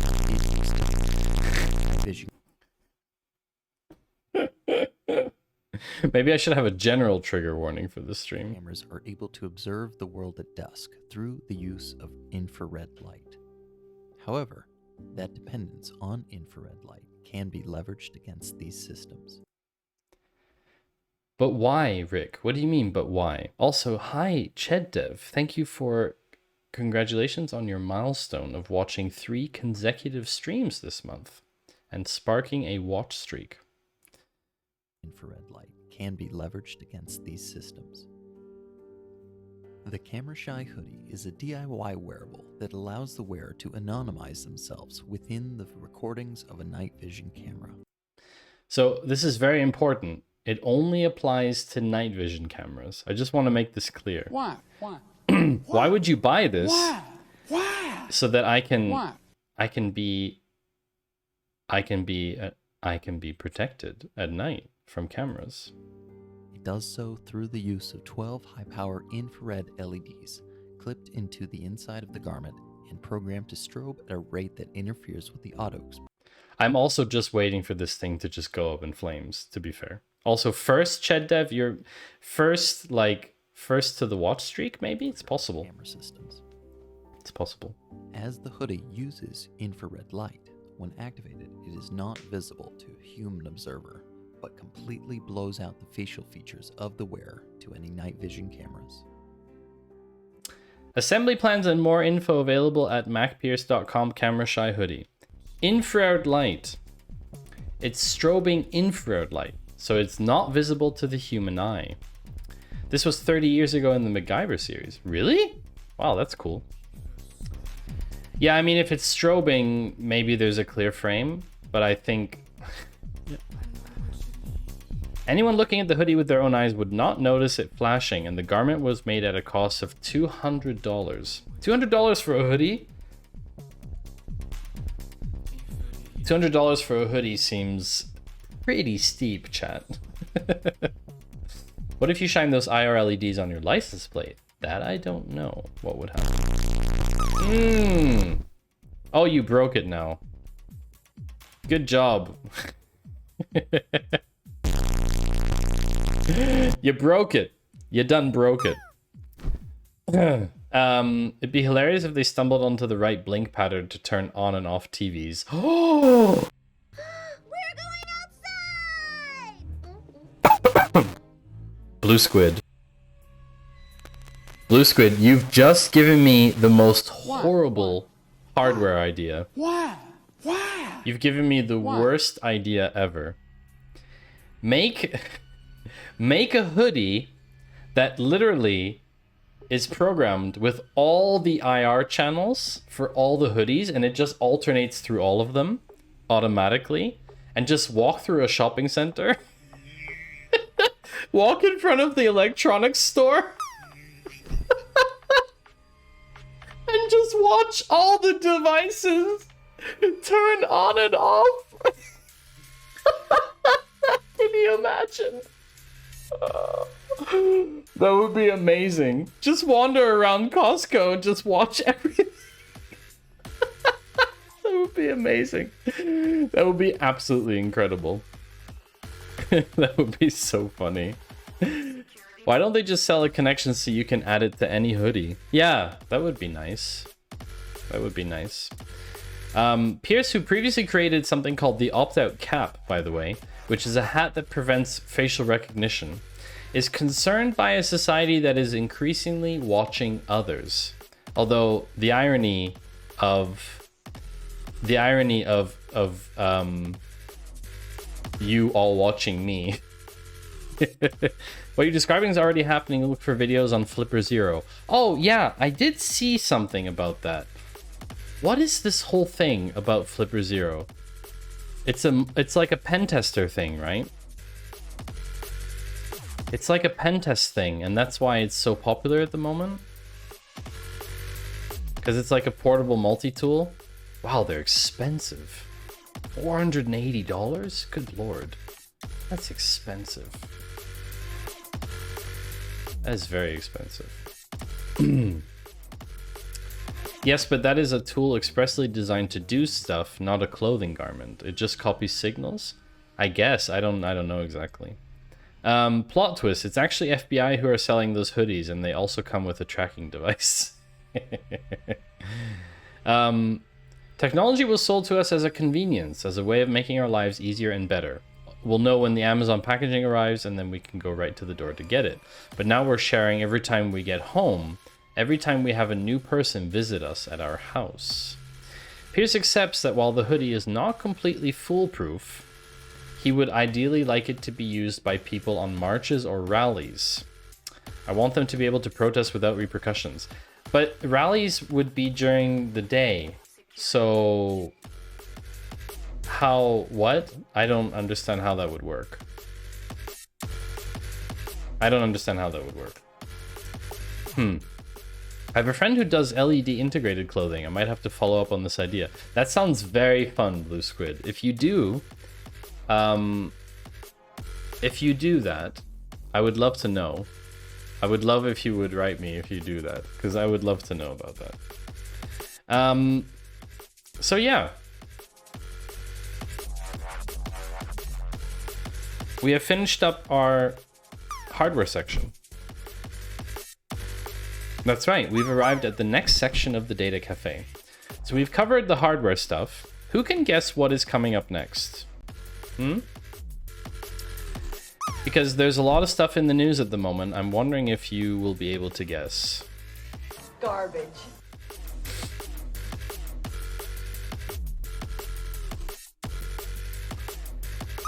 It was on the title before, but maybe you didn't see. The Darwin Awards. No. No Darwin Awards.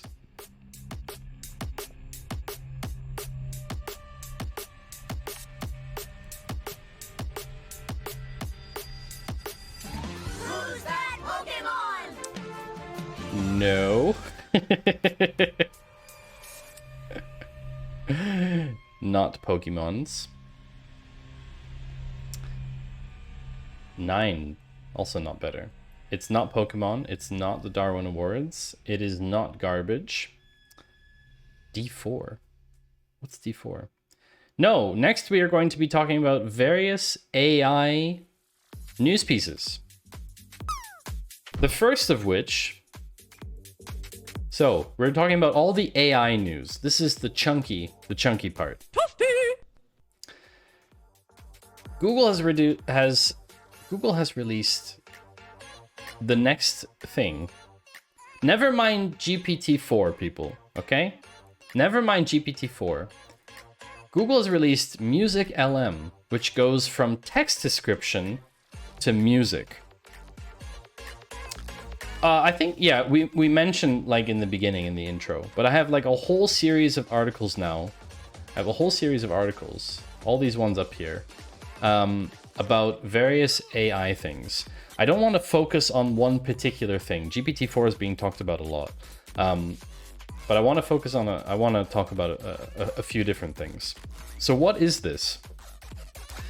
Google has released a new model capable of generating music from a text description, so from a prompt. Cats and boots and cats and boots and cats and boots and cats. I think it will sound better than that. In general, it's quite difficult to generate music from text. It's very hard. We've heard some stuff before. Music has a really complex structure. You have to consider melodies, harmonies, patterns, all this kind of stuff. However, Music LM is really, really good, okay? How good? I think we need to listen to some stuff that Music LM that Music LM has created. Don't you think, chat? Also, horrible pie chart. Where is the link? I was looking for the link. Maybe it's in the tweet. Sorry, it's in the tweet. I think we need to listen.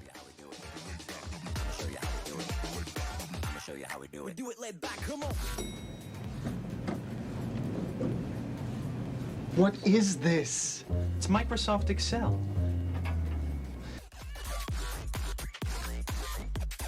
So this song was generated by humans, but this we're going to listen to now was generated by an AI model. This was the prompt. The main soundtrack of an arcade game. It is fast-paced and upbeat with a catchy electric guitar riff. The music is repetitive and easy to remember, but with unexpected sounds like cymbal crashes or drum rolls. Are you ready, chat? Are you ready to listen to this? Would you know if this was AI created or not? Let's go. Garbage.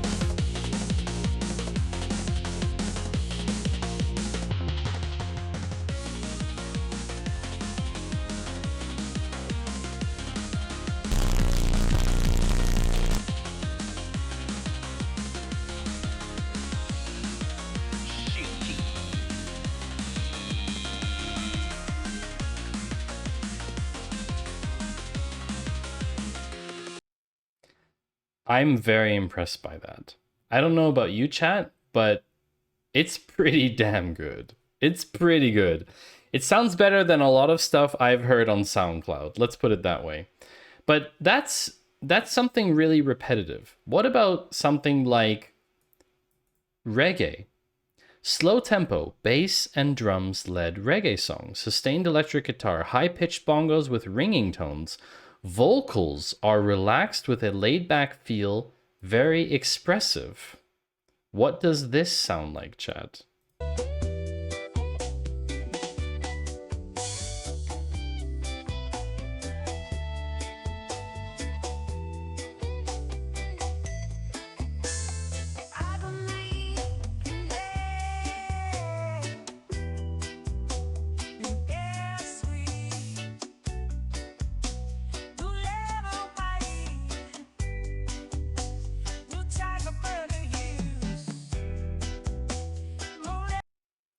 I have no idea what they're saying, but it sounds pretty good.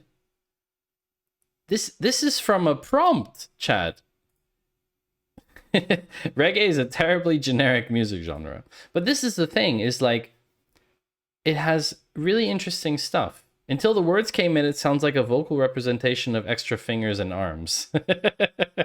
This is an R&B hip-hop music piece. There's a male vocal rapping and a female vocal singing in a rap-like manner. The beat is comprised of a piano playing the chords of a tune with an electric drum backing. The atmosphere of piece is playful and energetic. This piece could be used in the soundtrack of a high school drama, movie/TV show. It could also be played at birthday parties or beach parties. Let's find out about this one then.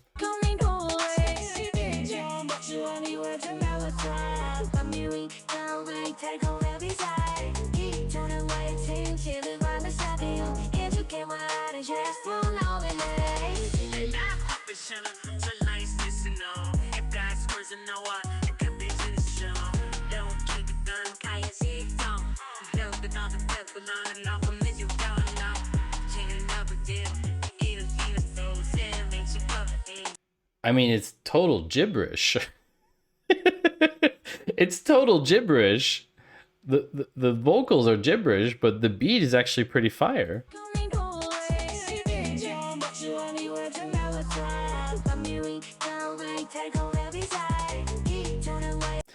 I think the beat's pretty good, but that's the thing. Are we going to see similar claims about copying, like with AI art? I don't know. That's a good question. Too much going on. That could be. What about this one? Meditative song, calming and soothing with flutes and guitars. The music is slow with a focus on creating a sense of peace and tranquility. Okay, chat, it's time to relax. And the soothing, calming AI song to come on.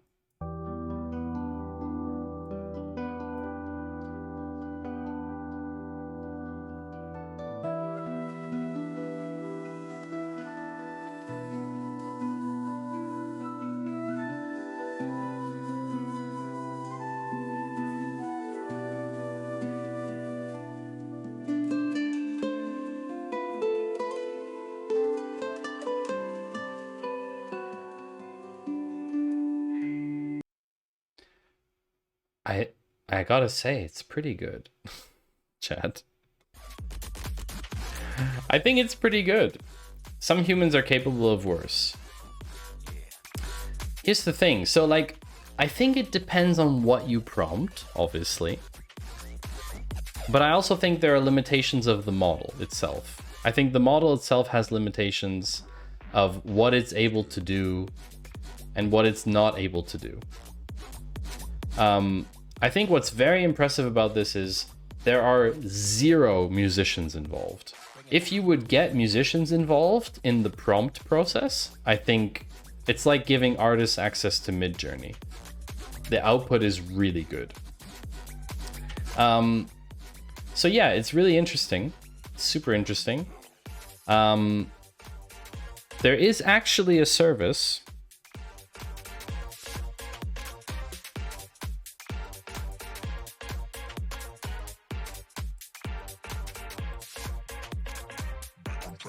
There is actually a service that has been doing this that I used to use for music on stream. I don't know if you all remember that, but I was using a AI generated music service on stream called Mubert. So Mubert has different categories, and these are indefinitely long streams that you can use for music.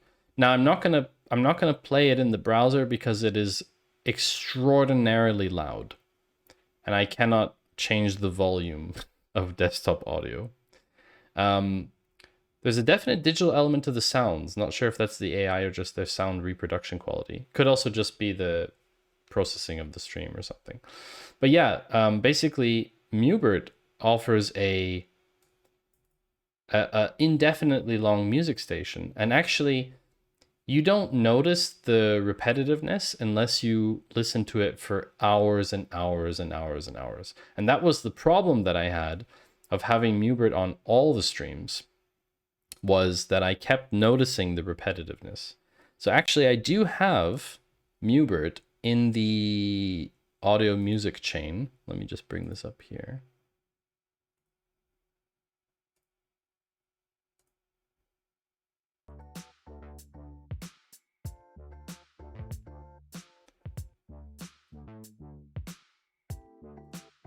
So for example, this is what it sounds like. But what if I get like trap beats, for example?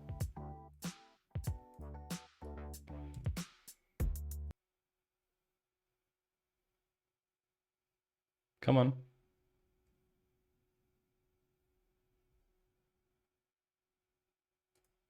Why is this not working? There we go.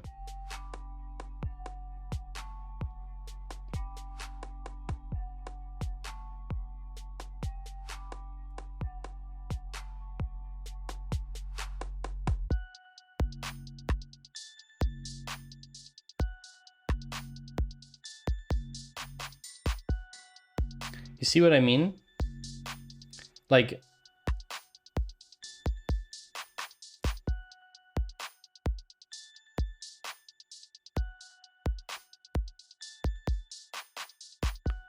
you can you hear that, chat?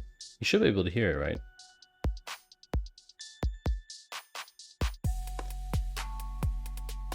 Like, it is very repetitive.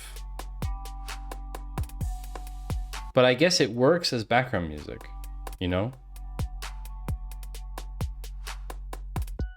Chat, are you okay?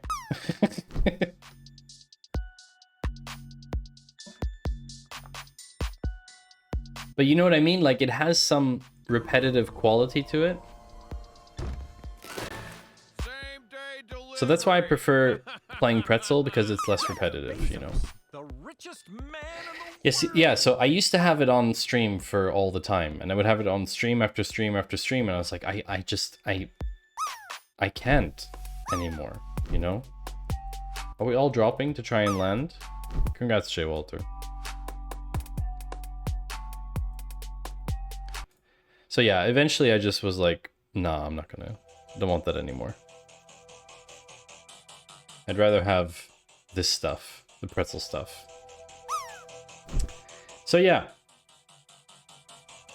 Ginny 54, not bad, not bad.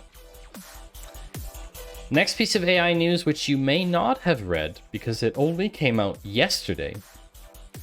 Apple is getting on the AI train. Where you zoom in, Blue Squid. Apple is finally getting on the AI train. They are testing out natural language processing with Siri. What's interesting, though, is they have decided to do this on tvOS. So not on iPhones, not on Macs, not on iPads, not on any other device, but TVs. So they've enabled a new framework for Siri natural language generation capabilities. As it currently stands, Apple's only using natural language generation for telling jokes with Siri on Apple TV. This is what we're using our amazing AI processing power for, is telling jokes. But they're experimenting with how language generation could be used for timers. Wow. Hey Siri, set me a 5-minute timer. Like, how complicated could this be? So you're telling me there are Apple TVs? Yes, I actually have a very old Apple TV. Not on the phone that has a dedicated AI processor that they made you pay extra for? No. Even though tvOS is what powers the Apple TV and HomePod, these new language generating features are currently only enabled on the Apple TV. However, the code is included across all devices. iPhone, iPad, Mac, HomePod, and Apple TV. It's just not enabled on anything except Apple TV. So what are they doing? They're testing language generating concepts. It doesn't mean they're doing like a ChatGPT type thing. It just means they're trying to improve Siri. And what's very interesting is Bloomberg has said that Apple is not actively working on anything like ChatGPT. I think that's smart because there's enough in that space at the moment, to be honest. What's funny is Siri is basically a series of else ifs at the moment. It's powered by templates. It's not language generating artificial intelligence. It's based on it's based on these templates, which is a series of kind of if else statements, and that's an engineering and scaling challenge, right? Because you have more and more and more templates over time. So yeah, I don't know. It's interesting, but yeah, Apple has recognized that the AI bandwagon is definitely here. So yes. Now, if you're wondering about ChatGPT, and you're wondering, and you have a Mac, and you're wondering, do I even need to go to the website? You don't. So Apple doesn't have a chatbot service, but there is a guy, Jordy Bruin, who made a free download that you can reproduce everything within the ChatGPT website and make them accessible inside a tiny little Mac app. Maddie, do you have anything supporting that? I've been trying to tell people for years that Siri and Alexa are not AI and are basically if-else statements, but I've had nothing to back it up other than their extremely slow development. I mean, essentially, you can probably find some kind of information about Siri's development somewhere. You could probably find something about it, about how Siri is templated. Purely by virtue of the fact, Ginny, that they recorded, the way they recorded the language for Siri was not in individual words, but in statements, like templates. Basically the woman who has Siri's main voice, now they have a lot of other voices, but Siri's main voice was done in such a way that it's templated. Alexa's also templated. But yeah, I wouldn't have like hard evidence on hand. You'd have to definitely find something, but I think it's more of like prove it's an AI kind of thing, you know? Like by default, I would assume it's not AI today. So yeah, there's a ChatGPT app for Mac called Mac GPT, and there's a little brain in your menu bar afterwards, and so you can have an app in full screen mode and you can still access ChatGPT. It has all the stuff in there. It has a keyboard shortcut. It's pretty nifty. But yeah, I like the comments. Because using ChatGPT, my iPhone may end up looking like this. Because the answers are so long-winded. But yes, obviously, that's Wow. almost as long as a CVS receipt. That's such a meme. I've been to CVS before in the US. That's why I know about that. But I think a lot of people who aren't in the US don't know about the length of CVS receipts. But yes, you can access ChatGPT from your menu bar. And if you're tired of hearing about ChatGPT and you don't want to use it because it's always down for you, you can make your own. You can make your own. Sorry for light mode, by the way. Company called Together has launched Open Chat Kit, which is a open source large language model. This is more than just a model, by the way. This is the beginning of a large open source project. So basically, they have released Open Chat Kit 0.15 under an Apache 2.0 license, full access to source code, model weights, and training datasets. The same cannot be said about OpenAI, by the way. OpenAI, unlike their name, is actually closed source. So yeah, basically you can make your own. You can train your own. So if you want to have your own large language model, then this is the way to go, chat. Is this something you would want me to do on stream? That's the question. I'm actually kind of liking Bing now that it's been slightly deneutered. Would you really want me to do this on stream? Because I don't know how to do this, so I would have to do some serious learning to figure out how to do this. Open Chat Kit uses 20 billion parameter chat model. Designed for conversation and instructions, the bot is good at summarizing. This is just a start, blah, blah, blah. Conversations and feedback. Give a thumbs up or flag. Okay, I agree. That's fine.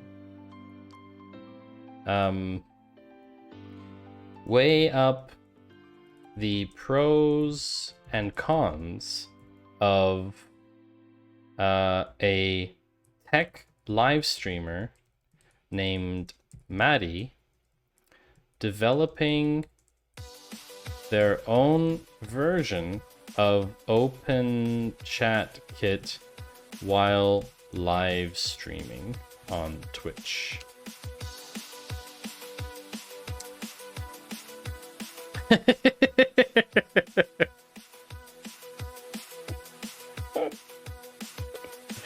That's a very interesting answer. The pros of this are that it would allow Maddie to stream more often and make more money. The cons are that it would take away from the open source community and could potentially cause problems with other live streamers. Wrong on both accounts.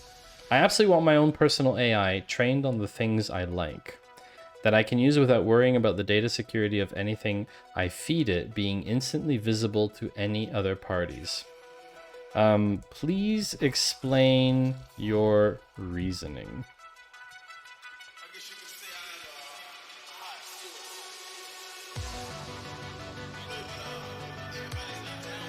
Oh, there's a max response. I'm sorry, I'm not sure I can help you. Oh, that's not good. Interesting. Interesting.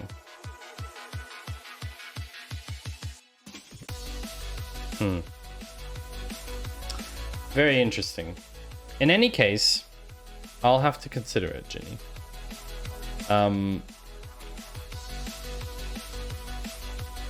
It's very good at doing very, like, summarization stuff, information extraction.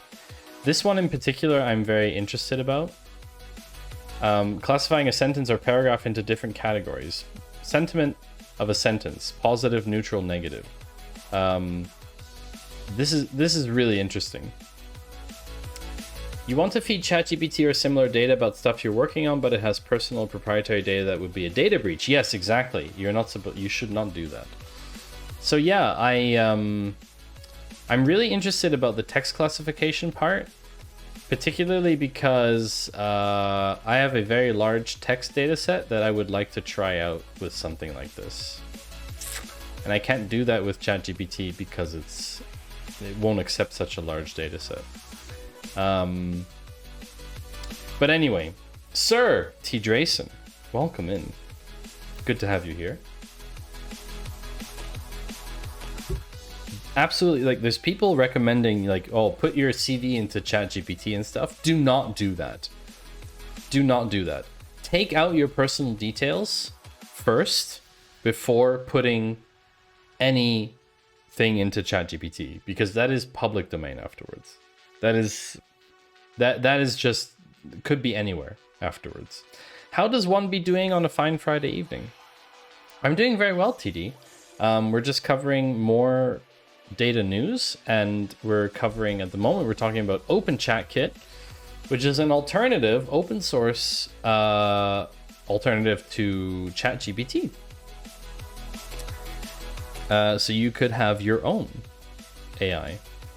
Question, how do I become like you? The other day, Mrs. Singularity yelled from the other room, "Finite, do you ever get a shooting pain, like someone is stabbing a voodoo doll?" I answered no. She then yelled, "How about now?" I hope, Finite, that Mrs. Singularity is not doing voodoo doll stuff with you. T. Drayson, you asked, how do I become like you? What does that mean? What does this mean exactly? I don't understand what that means. No, she isn't. She'd never actually do something like that. Yeah, no voodoo stuff. No voodoo dolls. No voodoo dolls. Welcome in, Finite. Good to see you. However I interpret it, but I don't know how to interpret it. That's the problem. Let's watch a clip of Finite. I think Finite has some cool stuff coming talking. up. Oh, no. There is very young Finite Singularity. Young Finite! Young Finite! Amazing. It's the memories we made along the way, Finite, that count. Why? Why did I ever do that? I don't know. I really don't know. So yes, more AI development. I don't know if you've all read the news, but Midjourney has released their 5th version. It is absolutely mind-blowing. We do have an AI art channel in our Discord server where people are using Midjourney prompts. And it's some of the prompts are just incredible. Dolly Parton, imagined as a Pixar character, was particularly entertaining. Jay Walterbot, how often should you check your backups are working? Regularly. Yes. So yeah, very impressive stuff from Midjourney. Again, these are synthetic. This is not real. Okay? This is not real. These photos are entirely AI generated. And I think in particular, this one has a incredible realistic quality to it. Absolutely incredible. Some of them are obviously fake. But it's incredible. 4 to 5 cups of coffee is considered to be a maximum safe amount per day. Very interesting. So yes, Midjourney's AI can now do hands correctly.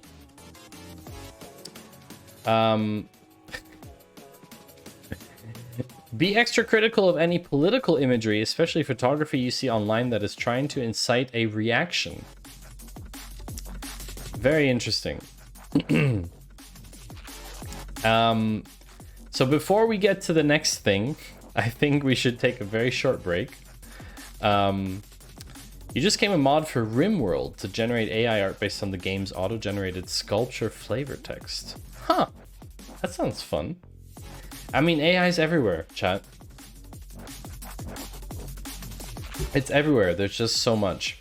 Salmon in a river. Oh, that's the classic, isn't it? That's the classic. If you don't know the story about salmon in a river, AI art, this is the photo that was AI generated. that someone did with that prompt. And it's pretty funny because it is a literal interpretation, right? It's a literal interpretation. Don't be suspicious. Don't be suspicious. Don't be suspicious. John Ralphio? Gone to take his Another powerful reason for insisting on Intel Inside. Exactly. So we're gonna take a short break, and I see nothing wrong here. None of that messy cleanup between catch and cooking. Exactly. So when we get back, we are going to interact with an AI ourselves. That's right.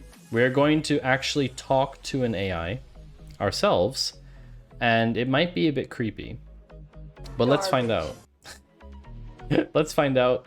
In the meantime, let's put up the bunnies, I think. Yes, because they're cuddling. Let's have bunny cam on, and yeah, let's take a short break. We'll run the ads so you don't miss anything, and we'll be right back. Take a break for yourself as well.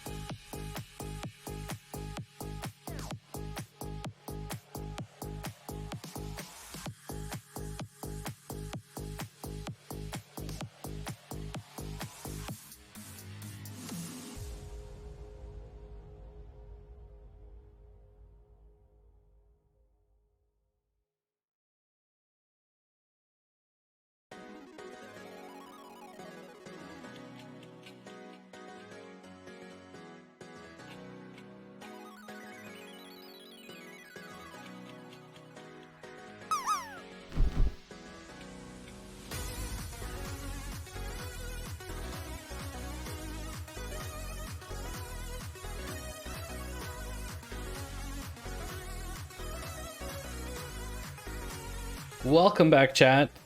Hope you all had a good break. I don't know, what kind of ads did you get, chat? I don't see Twitch ads. Oh, thank you, Steffi. You didn't get any ads though, and I know that because you're subbed. But for those of you who did get ads, I'm curious what kind of ads you got, because I don't get ads on my own channel, obviously. So I'm always kind of curious about what kind of ads people are getting. The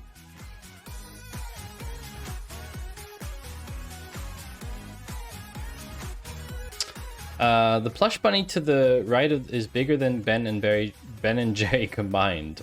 Yes, Poochie is quite large. That's true. Also, I rearranged the room a little bit. Yes, we added a tent in the room, but since then we haven't changed much. That'll be Twitch's next move, serving ads to the streamer. Curse you, Twitch Turbo. I'm so out of touch with modern ads. Hi, Yost.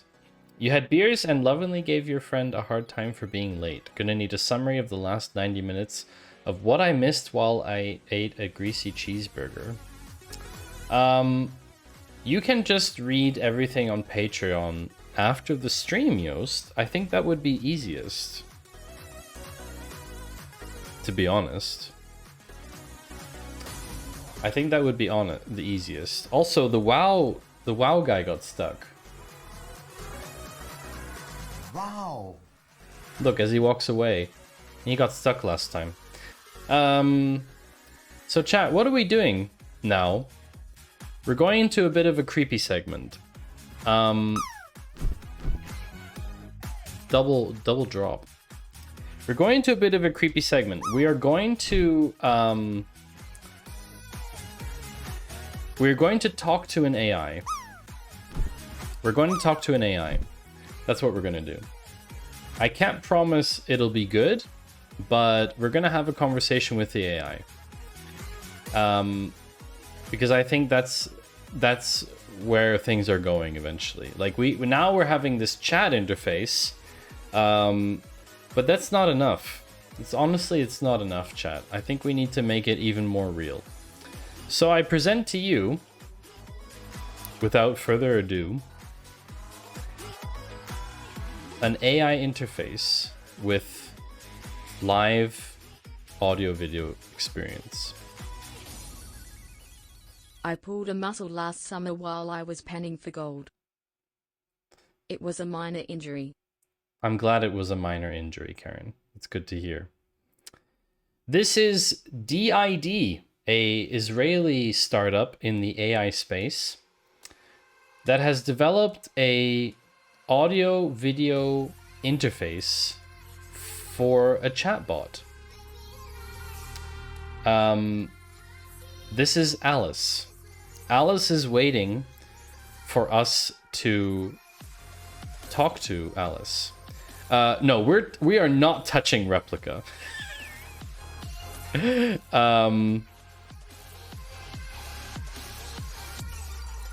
I don't know how loud it is. This is the only thing. I have a lot to say about that, but first, please sign up. Oh, wow. I have to sign up in order to chat for free. Well, there we go, chat. I'm giving away my sign-up information in order to have a conversation with you, chat. It is very creepy. I'm very sorry, Finite. Okay. I'm still waiting for the cat girls. What's a cat girl?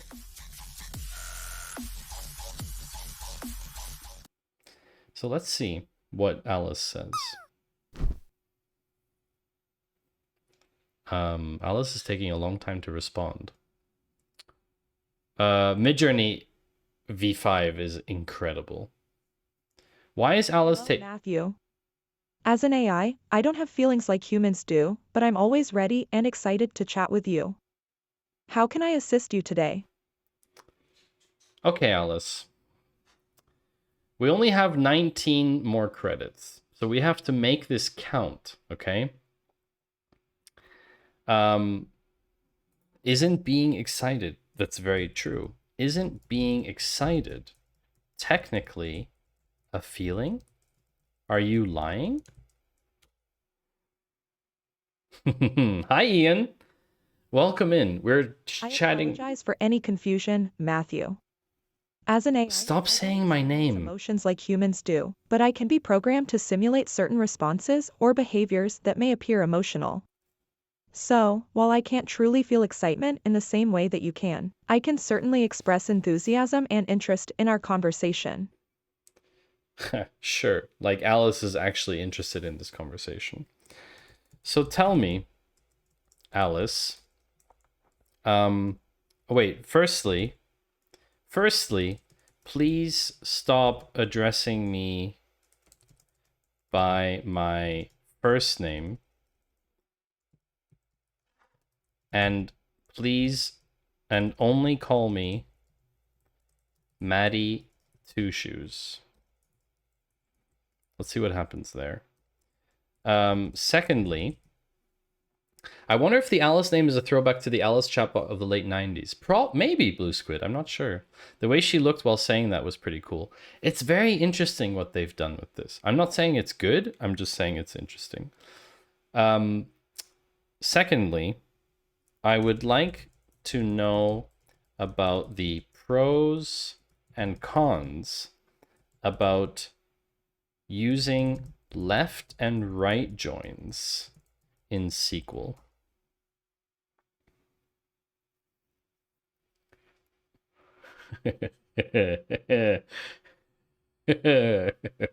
Certainly, Matty Two Shoes. In SQL, a join is a way to combine data from two or more tables based Oh, on it's a related mansplaining column me. between them.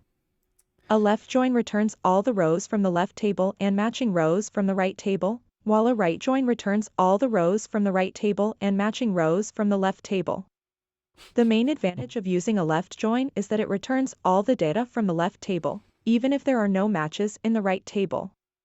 This can be useful when you need to include all the data from one table regardless of whether there is a match in the other table. On the other hand, the main advantage of using a right join is that it returns all the data from the right table, even if there are no matches in the left table. This can be useful when you need to include all the data. Her mouth is weird. Also, it didn't do what I wanted it to do. Mark a dog as a Pixar character. Wow! What a prompt! Congratulations, Jay Walter, on landing, by the way. Wow, what a prompt. Okay, you didn't give me the pros and cons. Yeah, but my seat won't go back. Pixar Ollie. You didn't give me the pros and cons of using one versus the other. Please don't mansplain things to me. Technically womansplain, but AI-splain, whatever. Come on, Alice. What is the response going to be? Oh, wait, we have 19 chats. This is one chat. I apologize if my previous response came across as mansplaining, Matty Two Shoes. In terms of the pros and cons of using left and right joins in SQL, here are some key points to consider. Pros of using a left join. Returns all the data from the left table, even if there are no matches in the right table. Useful when you need to include all the data from one table regardless of whether there is a match in the other. She's just regurgitating. Can help avoid. Okay, she's just regurgitating. 4x, congrats on landing, but you didn't beat out Jay Walter's score. May I ask Midjourney to turn you into a dog, Matty Two Shoes? Yes, you may, but do you not need a photo? Joins if there are many rows in the right table. Pros of using a right join. Returns all the data from the right table, even if there. There are no pros of the right join. Exegete, I would expect that you need a real photo of me, though, and not just live streaming background, right? Pros of the right join. So this is one entire conversation, and I can have 20 of these. Can I take Alice in a completely different direction? Ask act as a Postgres database. You have a table, a single table with 1,000 rows of data. The table has 3 columns, an ID, customer value, and city. I'm wondering what happens. Isn't this just the old ChatGPT? I think this is ChatGPT 3.5. Sure, I can act as a Postgres database. What would you like to do with the table? Do you want me to generate some sample data for the table, or do you have a specific dataset that you'd like me to use? Let me know and I'll be happy to help. Run the following query on your dataset. Select star from table.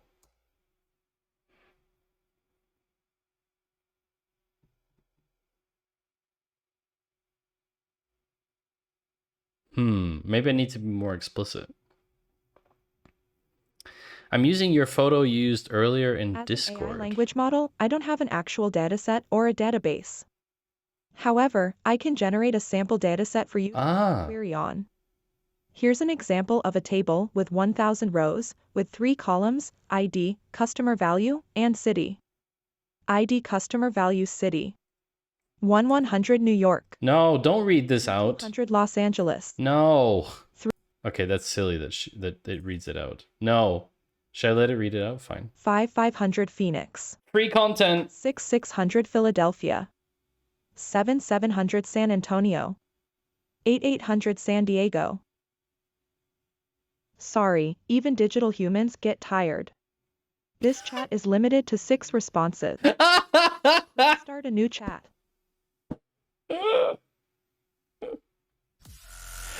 She got tired. She got tired of reading out the sequel. Garbage.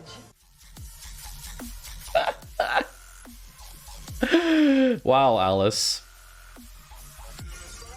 So yeah, we just interfaced with a chatbot. How was the experience? Horrible. Right, chat? It wasn't particularly enriching for my life. I'll be honest. I don't think it was particularly great. You got a very studious, nerdy Ross codes. Oh wow, that's cute! Like you've never interfaced with me before, Matty. Oh, right, Karen. That's true. Sorry, Karen, I forgot about you. Cute face, but it doesn't add anything to the experience. Yeah, I think it's pleasant. Like, Alice is pleasant to look at. But I don't know. Is this like how we want it to be? It's too disconnected. Exactly, Jenny. It's too disconnected. Have you tried Bing Chat? No, I haven't really. But again, there's no audio visual interface for Bing. It's too uncanny valley. Anyway, next we are going to talk about Discord. We're talking about Discord before. We had links to Discord and stuff. And we always promote Discord. It helps people treat the chat as being with a real person even though it's totally fake. The double ears on Maddie Doggos is way more uncanny. Have you done Oh no, have you made me a dog? Oh no. Am I a dog? I'm terrified. I want to see myself as a dog. Oh no. Oh no.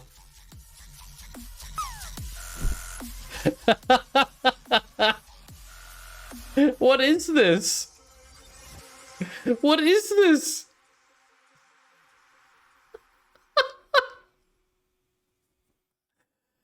I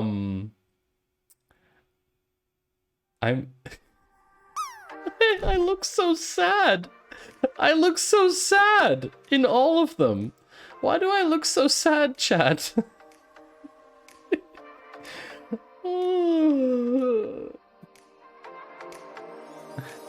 That looks so sad, but I like how it kept the plate of pasta. It's very entertaining. Because you want to be a bunny. That is very possible. If someone wants to generate me into a bunny, they have also my permission to do so. No, we're going to talk about Discord. We're going to talk about Discord. So Discord had an update recently.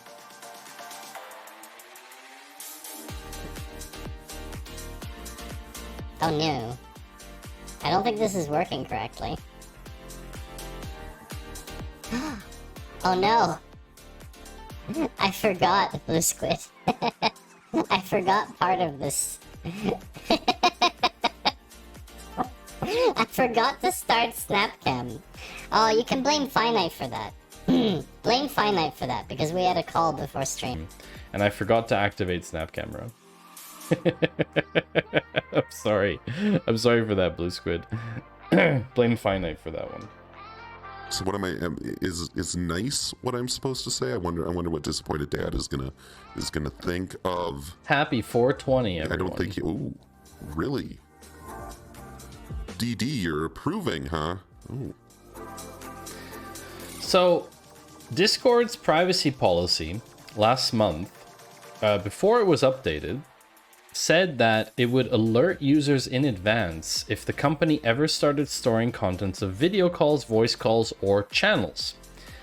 And when they changed their privacy policy, they dropped this part out of the privacy policy. So, one Discord user asked ours to investigate, wondering, does Discord plan to retain call recordings? According to a Discord spokesperson, the answer is no. The bunnies went way wrong. Oh no.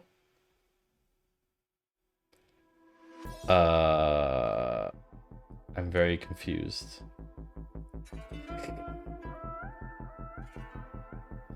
There's some very weird stuff happening in Discord right now.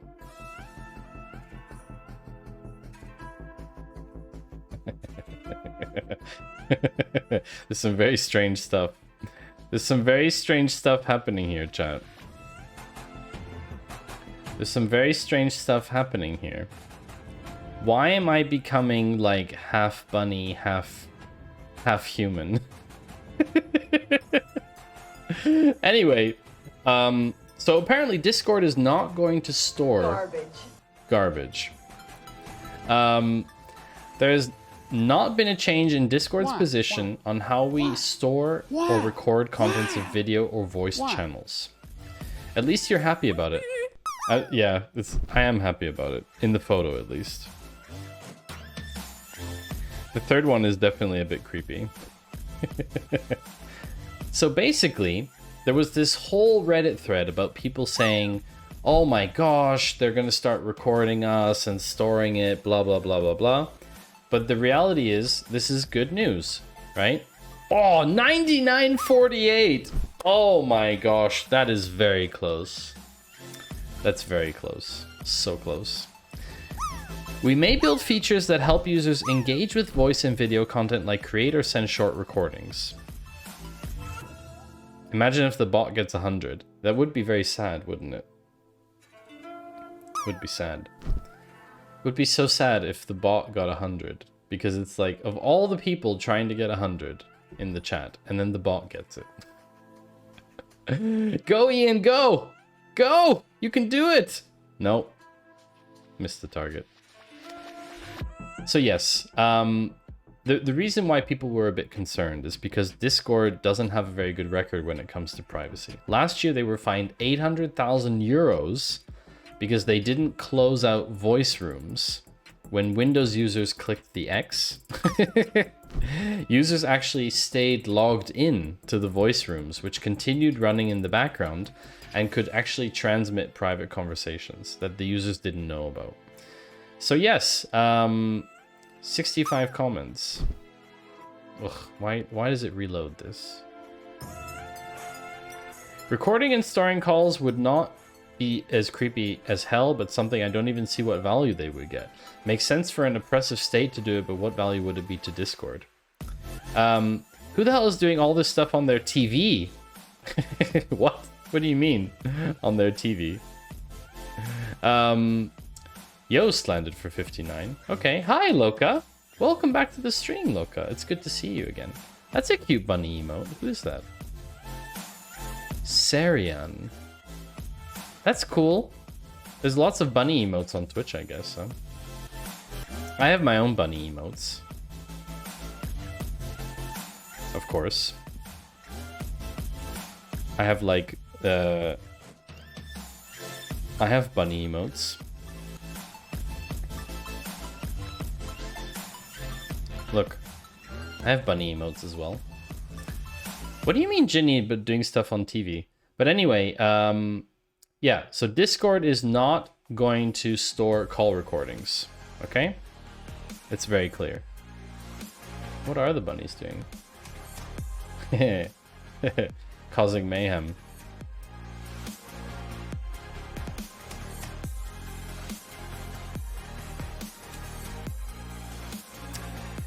Thanks, XZ, for sending good vibes over. Appreciate that. So, oh, I know this track. Everyone get ready to drop. Ready? Are you getting ready to drop, chat? Drop your best emotes when the bass drops in chat, okay?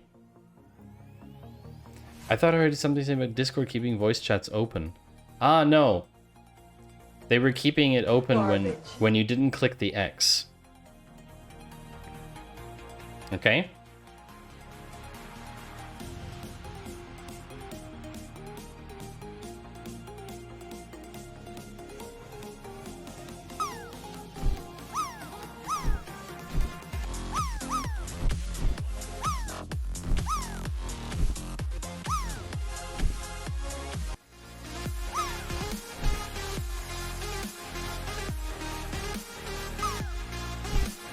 Ian landed.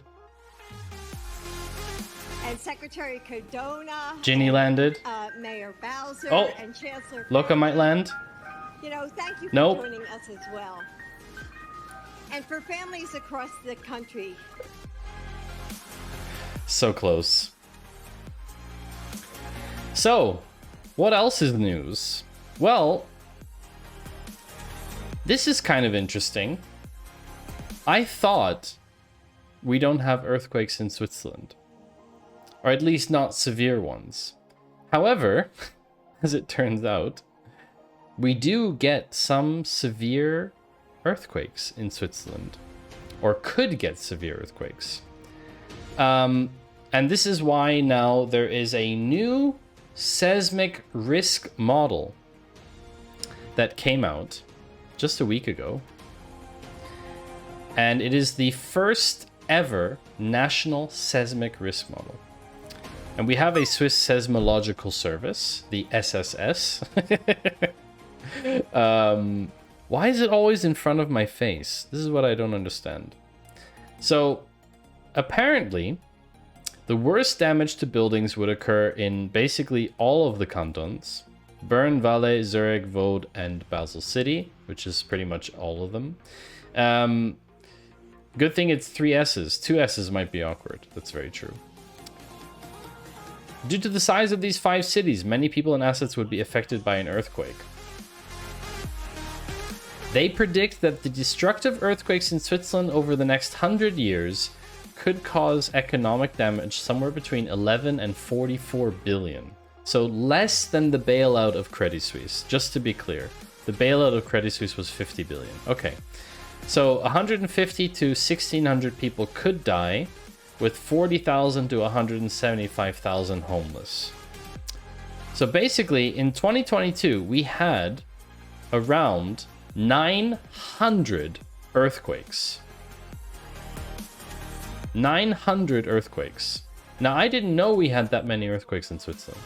2 earthquakes a day on average. The last time we had a major one was in 1991, though, which was a 5.0. And yeah, that's basically otherwise not really heard of. Have you seen the Google seismic tracker? There's a Google one. Oh, nice. Okay.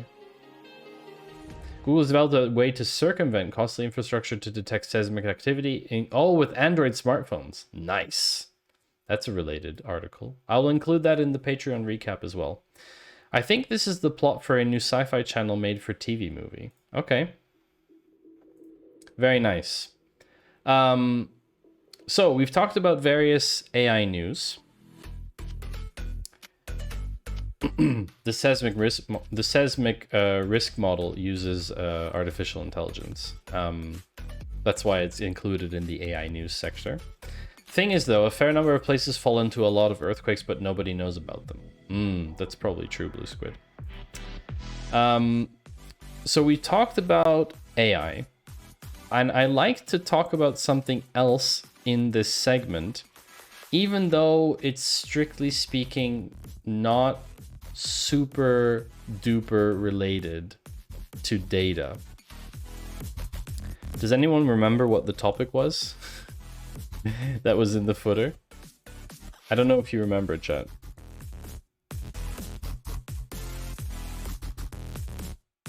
I don't know if you remember, because it was on the bottom and now it's not on the bottom anymore.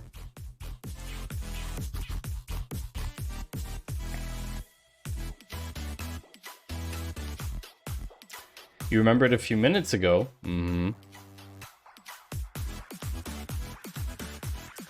Well, we like to talk about remote work here. Remote work or hybrid office and all that kind of stuff. And that falls under a category called new work.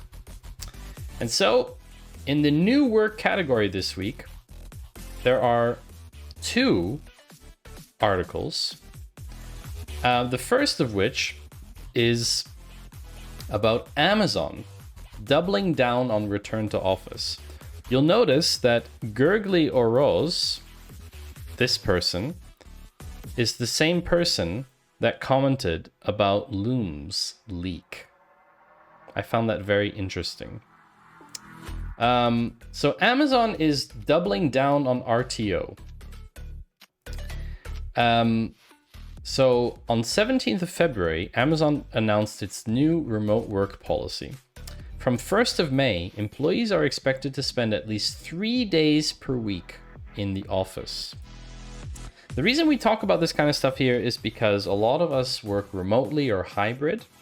A lot of us in the community enjoy that. And I personally find it a little bit troubling how companies seem to be largely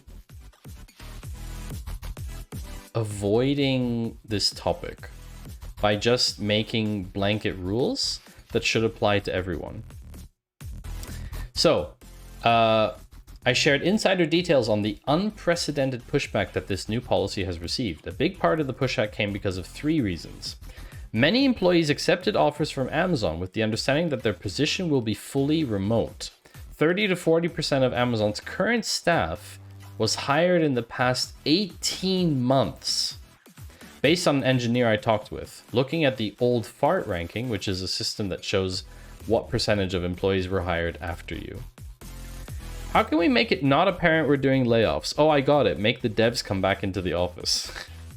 Yes, I also feel it's a little bit like that, where they are disguising it as a tactic. So yeah, plenty of employees are not within commuting distance from their assigned office. And from 2021, directors had autonomy to decide if their teams worked as a remotely hybrid or in office. And when hiring employees, directors often assume that this setup would stay permanently. Ginny has this problem. You've hired a ton of people who live too far away to commute.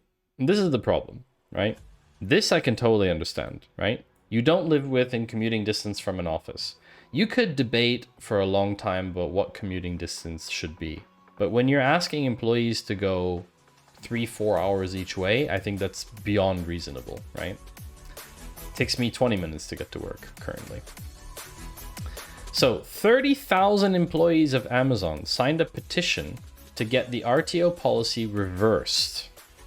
And more than 32,000 people joined an internal Slack channel to protest the RTO policy change. As we covered in the Scoop 39, this petition was addressed to the S team and reads, blah, blah, blah, blah. If I now live far away from my assigned office, do I need to come into the office 3 days a week once my building is ready? Yes, we expect all employees to return to their assigned office at least 3 days a week when their building is ready. If there is a reason in which you cannot do so, please discuss with your manager to explore options such as allowing extra time until you can relocate back to your assigned area of transferring to another team near your location. It's like, oh, you live so far away. Yeah, just move closer to the office. What absolute garbage. Such garbage, sorry. What about when your team is remote, but you're not? Yes, we believe employees are much more likely to understand our unique culture and become part of it if they are surrounded by other Amazonians in person. Ginny, you made the leaderboard. That's correct. You did. Ginny, you made the leaderboard. 10th position. Amazon employs more than 1.6 million people. And what's interesting in that some locations, they have no one to employ anymore because they've used all the locally applicable people in the area. Yes. Wow. Yeah, when you churn through so many people. I mean, this is what the statistic was here. This is kind of shocking. 30 to 40% of their current staff was hired in the past 18 months. Almost half the business hasn't even been there for 2 years. I mean, that's wow. That's really, yeah. Move back to San Francisco into a $30 million house with 8% interest. Yeah. High turnover. Yeah, I guess it depends on the team as well, right?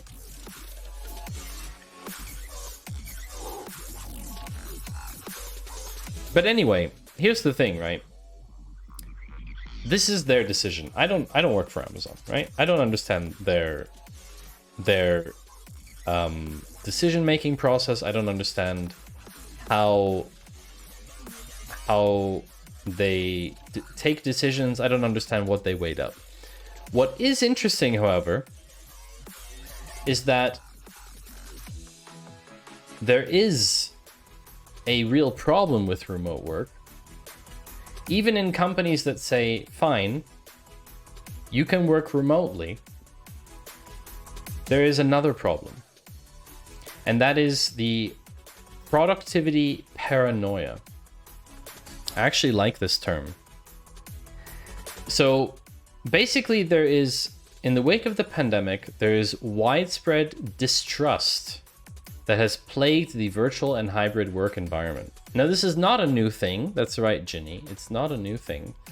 But it has become exacerbated. It has increased a lot.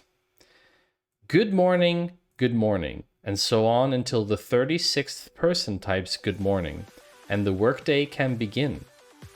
It's 9 in the morning, and Alexia, a graphic designer, types the final good morning. No one dares skip the greeting. Not Alexia, not anyone. If she does, the team leader will log her as absent, even if 10 minutes later, she is on the screen with her work completed and a smile on her face, ready to review project updates. Good morning is not a polite convention. It is the new time card. After the meeting, Alexia's main occupation is to never stop moving her mouse. If she does, she will again be logged absent, this time by Slack, an internal messaging system. We'll do it live. And her boss will immediately shoot her an email. I'll write it and we'll do it live. Everything okay, Alessia?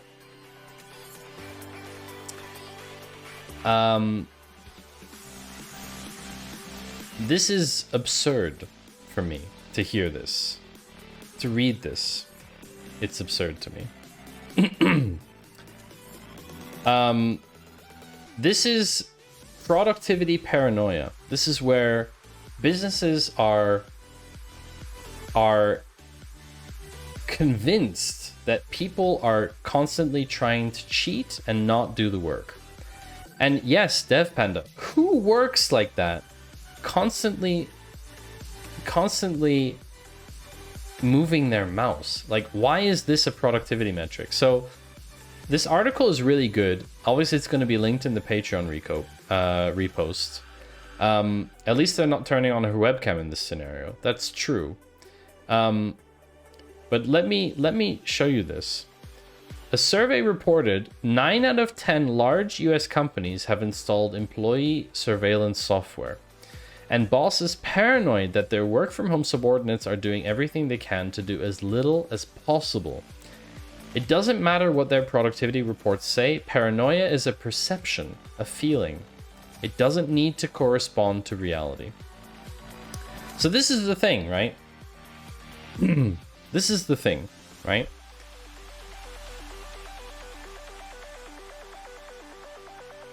This is a problem because there's a disconnect. There's a disconnect between what businesses believe and what workers believe. A fall 2022 survey, Microsoft interviewed 20,000 workers in 11 different countries.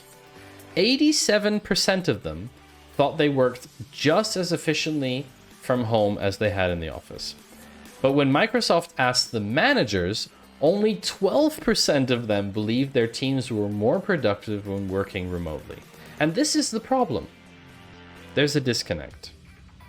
There's a disconnect between employees believing they are being more efficient and managers believing they are not. We definitely need more information here. We definitely need to dig in. There's nothing like being on remote and being sick to go to the bathroom. Using urine bottles at home. Oof, that's, yeah. Beyond human. Sorry, that's just beyond human. I'd be doomed if I was working in Linux. I rarely use the mouse. If I had to constantly move the mouse within minutes, I'd fire up auto hotkey to jiggle it for me. I'm definitely more productive in my home office. It's silent and nobody is talking when I have to focus. Ginny's had this argument recently, where the older generation of managers had this view and the younger generation didn't. So I think this is the problem. It's a generational problem. Weekly meetings have increased by 153% since 2020, right? Because managers don't believe that people are being efficient. But here's the problem. They don't know how to measure productivity. And Exegete says it exactly. They only know how to manage people based on when they can see people providing some kind of keyboard output or mouse output or sitting in front of their computer. They basically say the equivalent of being productive is sitting in front of your computer. I could sit here, wiggling my mouse like this, tapping on my keyboard like this for 8 hours, browsing the internet. I could be reading articles. I could just be streaming. But that doesn't mean I'm productive.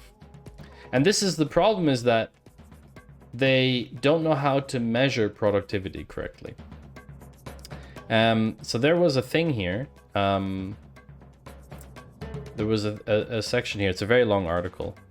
I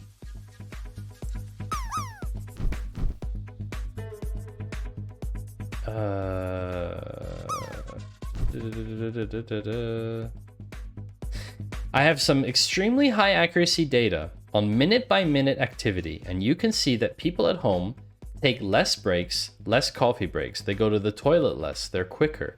They take way shorter lunches. If you're working from home, your lunch break is typically 20-30 minutes. If you're in the office, it can easily be over an hour. So those two add up to about 3-4% benefit. What's interesting about this is purely based on their current deliverables, you already are more efficient at home. Being removed from the social setting makes you more efficient on average, right? So yeah, this has been a problem for a long time, Ginny, that's right. You only have to look at how traditionally it's only sales who gets commissions and bonuses, because how do you provide a performance bonus to someone whose output didn't directly make a sale? That's right. How do you give a performance bonus to developers who wrote the app that salespeople are using to make sales? It's difficult, right? They're always trying to gamify something and measure it, etc. After 2.5 years of remote work or hybrid work, there's an alarming lack of trust. Managers need to reframe their productivity metrics to adapt to a world with less visibility where trust has to grow. Good night, Rick. Thank you for stopping by. I appreciate it. So here's the thing.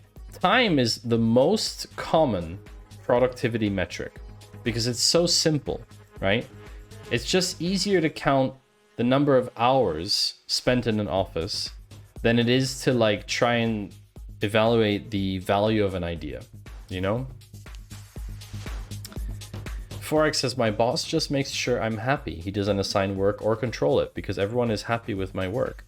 His goal is not to manage people, but to enable them to do the job well and be happy. Forex, I think that describes a great environment. My boss is the same way. She is entirely concerned with making sure I can perform my best. And that's it. That is my boss's job. The work is something like choosing the actual tasks and deciding what to work on is something I do with line level. That's what I do with my colleagues, not with my boss. So I can say I'm very fortunate to live in an environment where I'm not being monitored or surveilled. And I'm very upset for the people who are in a situation where they do actually have to wiggle the mouse around every day to prove that they're working. I just think that's so broken, Chad. It's such a broken idea. And I'm hoping we can change that over time.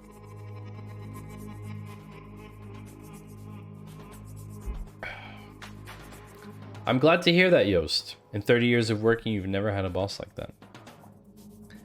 So, our next section. Oh, nice photo there. Our next section is going to be a special thing that we haven't had yet, called the Swiss segment. But we have one more article before that. One more article. And this is a good article, a feel-good article, because I like to end on a positive note. I like to end the stream positively. In the UK, there is a public pool that is now being heated by a data center. So this is great. This is exactly what we want to hear. A public pool in the UK is expected to save £20,000 and cut carbon emissions by 25 tons a year by warming a 25-meter and a children's pool with waste heat from a data center.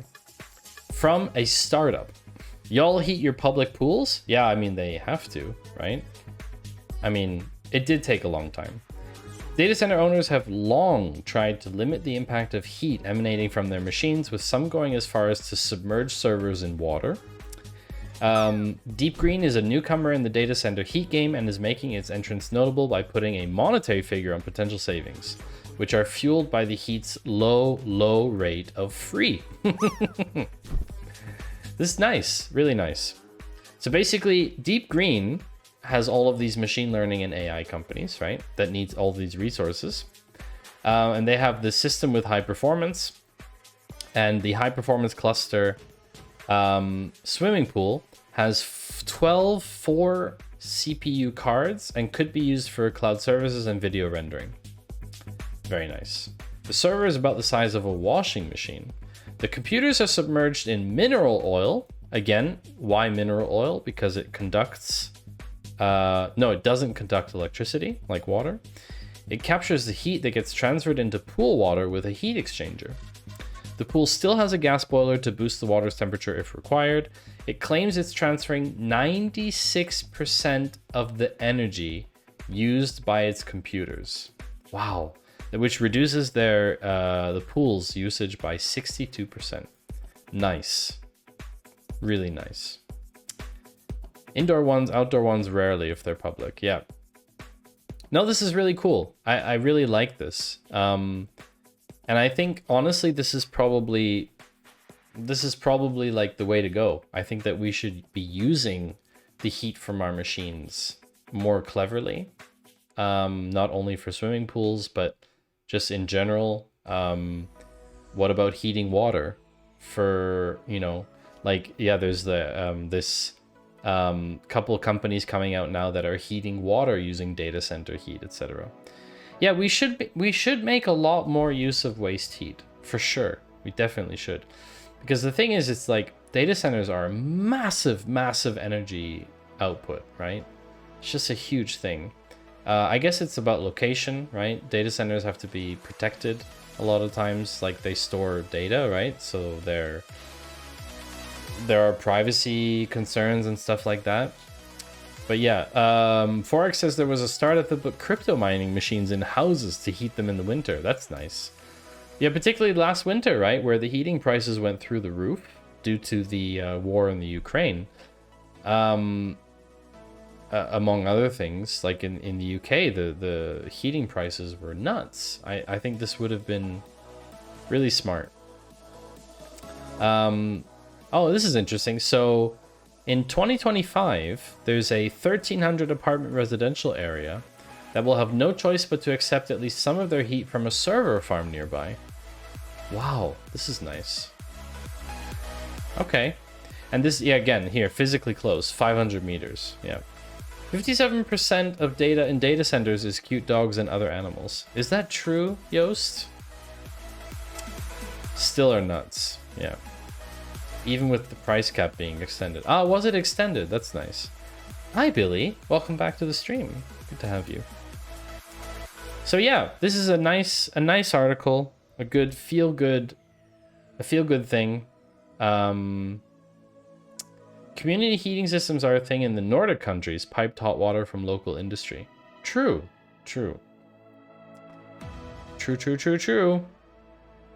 With authority. So next up is the Swiss segment. The Swiss segment is a new thing. It's a new thing where I pick one article. As I do live in Switzerland, I thought it would be nice to have an article that's not necessarily data related as part of the thing. So, we are talking about the Swiss segment. Can anyone guess what the article is going to be? There are a couple of small towns, villages in the UK that will be forced to move from natural gas to hydrogen as a test. Interesting. Very interesting.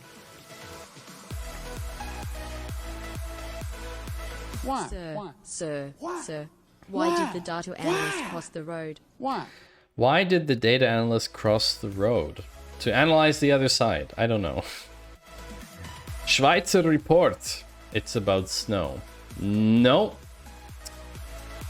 Is this a new season at McDonald's? No. Toblerone having to remove the Matterhorn off the box? Ooh, close, Dev Panda. That was a close second. No, chat. It's about cheese.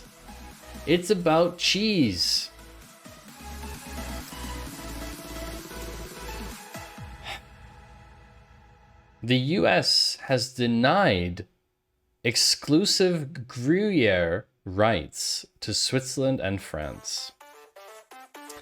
And yes, Exegete, you were correct. It is about cheese.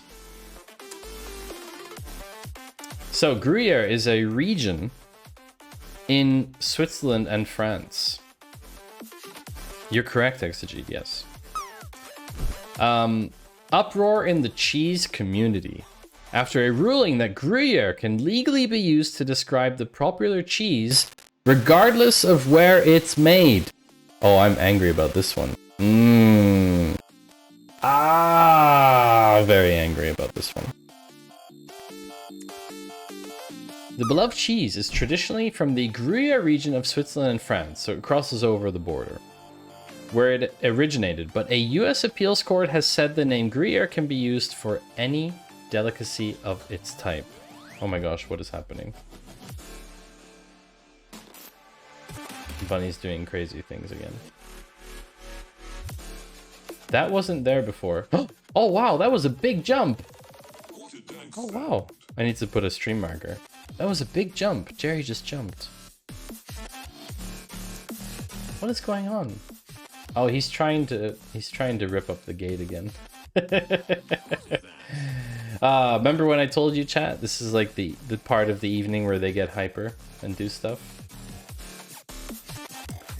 Anyway, isn't it effectively a trademark problem? Yeah, I don't know enough about trademark regulation, but this seems horrible. Okay, in a victory for American dairy groups. Okay, this is a loss. This is a loss. This is a loss. Why are we not being able? I don't know this. Okay, anyway, so the Swiss and French groups released a statement saying they were disappointed by the court's choice, but would continue to pursue vigorously their efforts to protect the Gruyere name.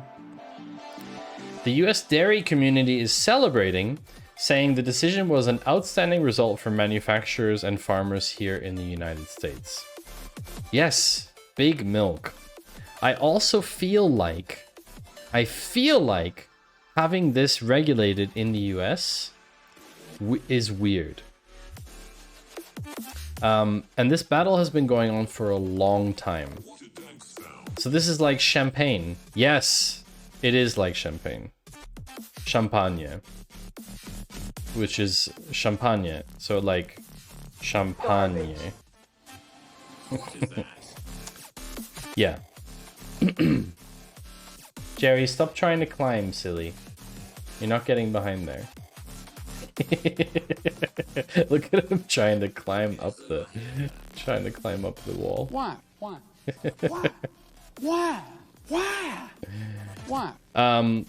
I never really understood that. Why does it matter where something is from if it's identical?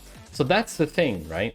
With champagne, I don't know the difference, but I can tell you that Gruyere from Switzerland or from France is not the same Gruyere from the US. I can 100% guarantee that, because what affects the quality of cheese, one of the biggest factors of cheese, is the milk. The cows that reside in a particular field can affect the taste of cheese. In Switzerland, there are farms that are less than a kilometer apart that produce different types of cheese, different tasting cheese. Almost the same cow, but different, right?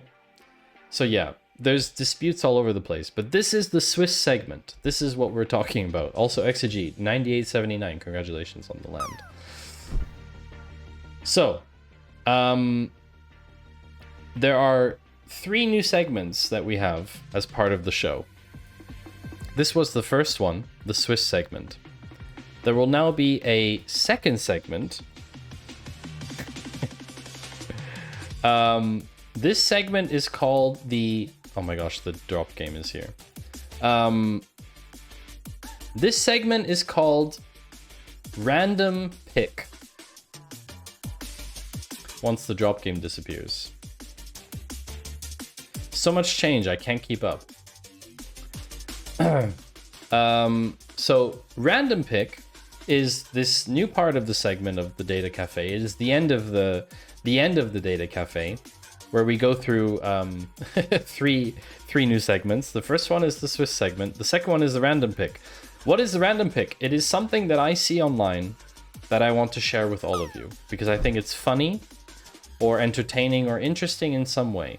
And this week's Random Pick is nothing less than this amazing French fry vending machine, which creates French fries in 35 seconds. Now, I'm not one for conspiracies. Nor am I, taking something at face value, but this looks pretty damn cool to me. And I am extremely tempted to have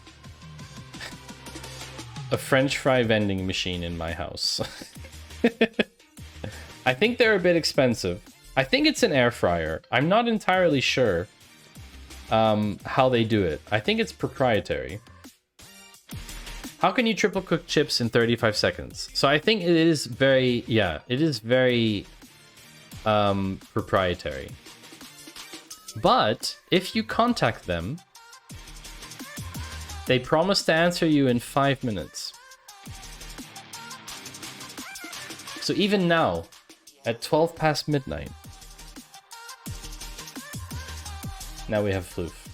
Even now at 12 past midnight in Croatia, they would give us a quote within 5 minutes.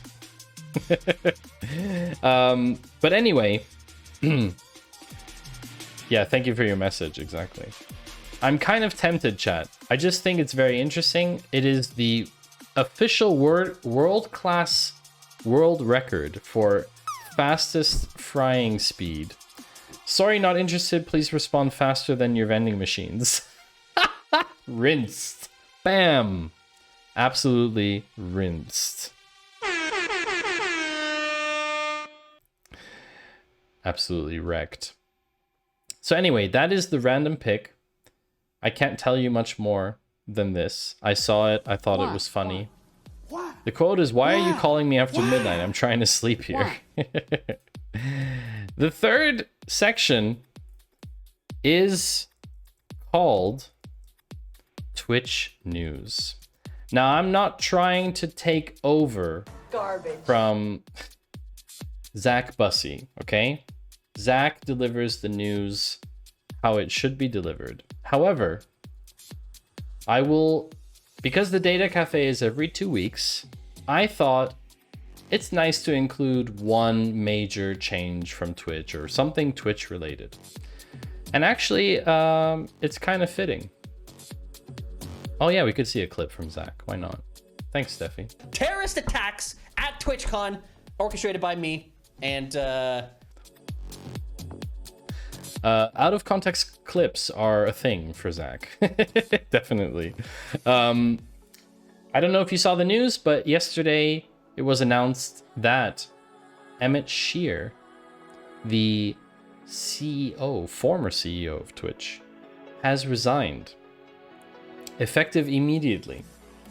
And Emmett Shear is one of the co-founders of Twitch.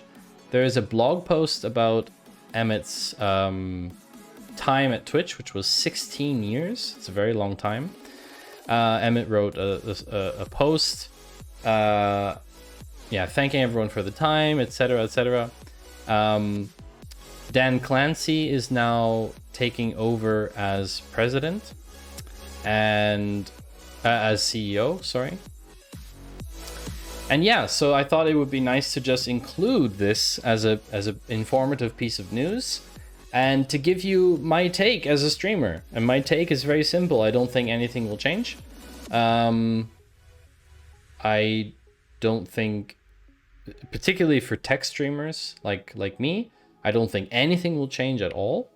I think Twitch will continue to be a platform that struggles with a lot of its viewership issues, a lot of growth problems, discoverability issues for smaller streamers.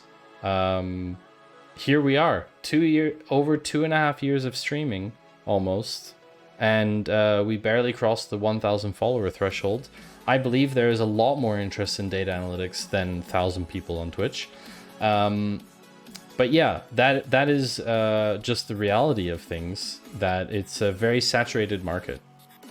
It's a very saturated market. So yeah, those are the 3 new segments that we have. We have the Swiss segment, the random pick, and the Twitch news segment. It's a very long way to spell I quit. Yeah. Wasn't there a big thing about him being basically the silent partner riding out his contract? I don't know if that's true, Ginny. It certainly feels like he hasn't really been in touch with stuff anyway. Not even putting in his social media bios that was his position. Yeah, exactly, Ginny. That's what I'm saying. I don't think he was very much in touch with the community. He's very much a tech person. He's an engineer. Emmett was instrumental in coming up with the whole CDN and stuff that later resulted, I think, in Amazon taking it and it being IVS, if that's correct. Anytime you hear effective immediately makes you wonder how willing they were to leave.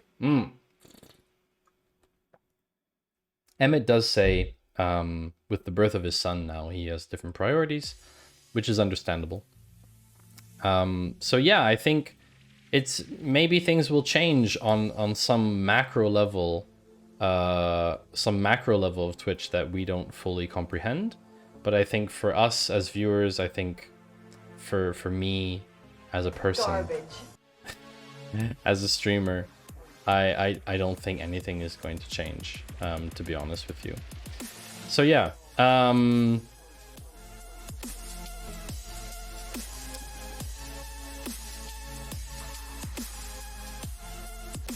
no, they're wrapping up and too. Secretary Cardona and Mayor Bowser and Chancellor Fairby. With the birth of our second thank Twitch you for baby, joining my us as focus has well. shifted to ice cream.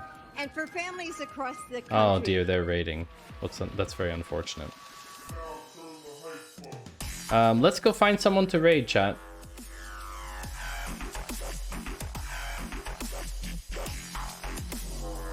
Is anyone playing Daytiddle? I don't think so. Let's go find someone to raid. Let's see.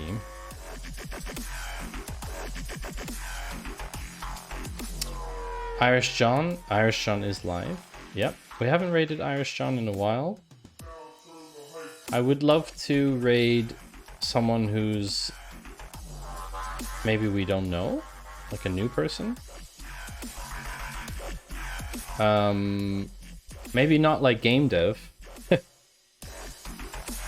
Depends what they have access to. Last sysadmin gig, no ads, no! I didn't want the ads to start. I'm sorry, chat. Oh, 3 minutes of ads. That's so annoying. I wanted to snooze it so we could raid. I'm sorry. This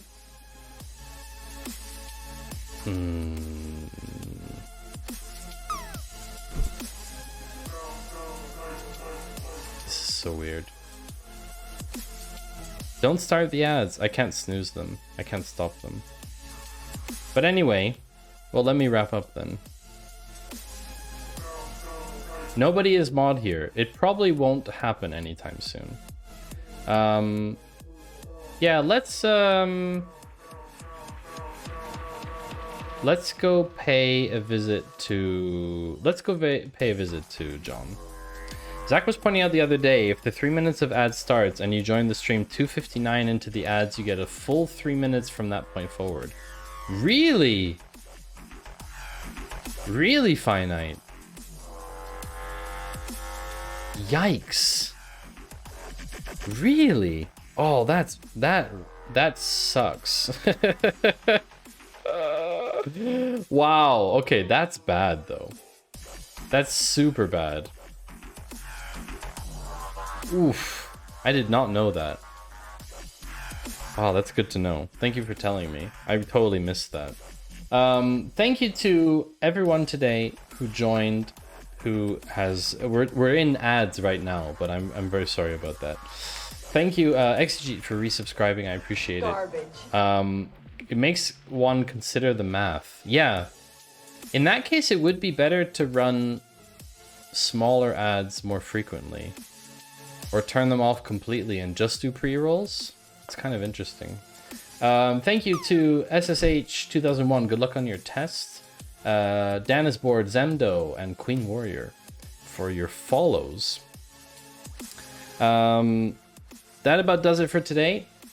We'll be back on Monday again. I have something cool planned for Monday. I think you'll enjoy it. We will not be programming on Monday. Actually, we won't be programming on Monday, but I think you will enjoy it nonetheless. Garbage. You wish, Steffi. For those of you stuck in ads, I'm very sorry. I apologize. Maybe I can help it by you getting rated out. Have a wonderful weekend to all of you. Hope to see you all on Monday. We're gonna go raid Irish John Games, So if you don't get taken with on the raid, Twitch does have some issues with raiding at the moment, that it sometimes doesn't take everyone with. This is where we're going. Let's say hi to Irish John. It is St. Paddy's, so we should say happy St. Patrick's Day, and I'll see you all on Monday. Bye-bye.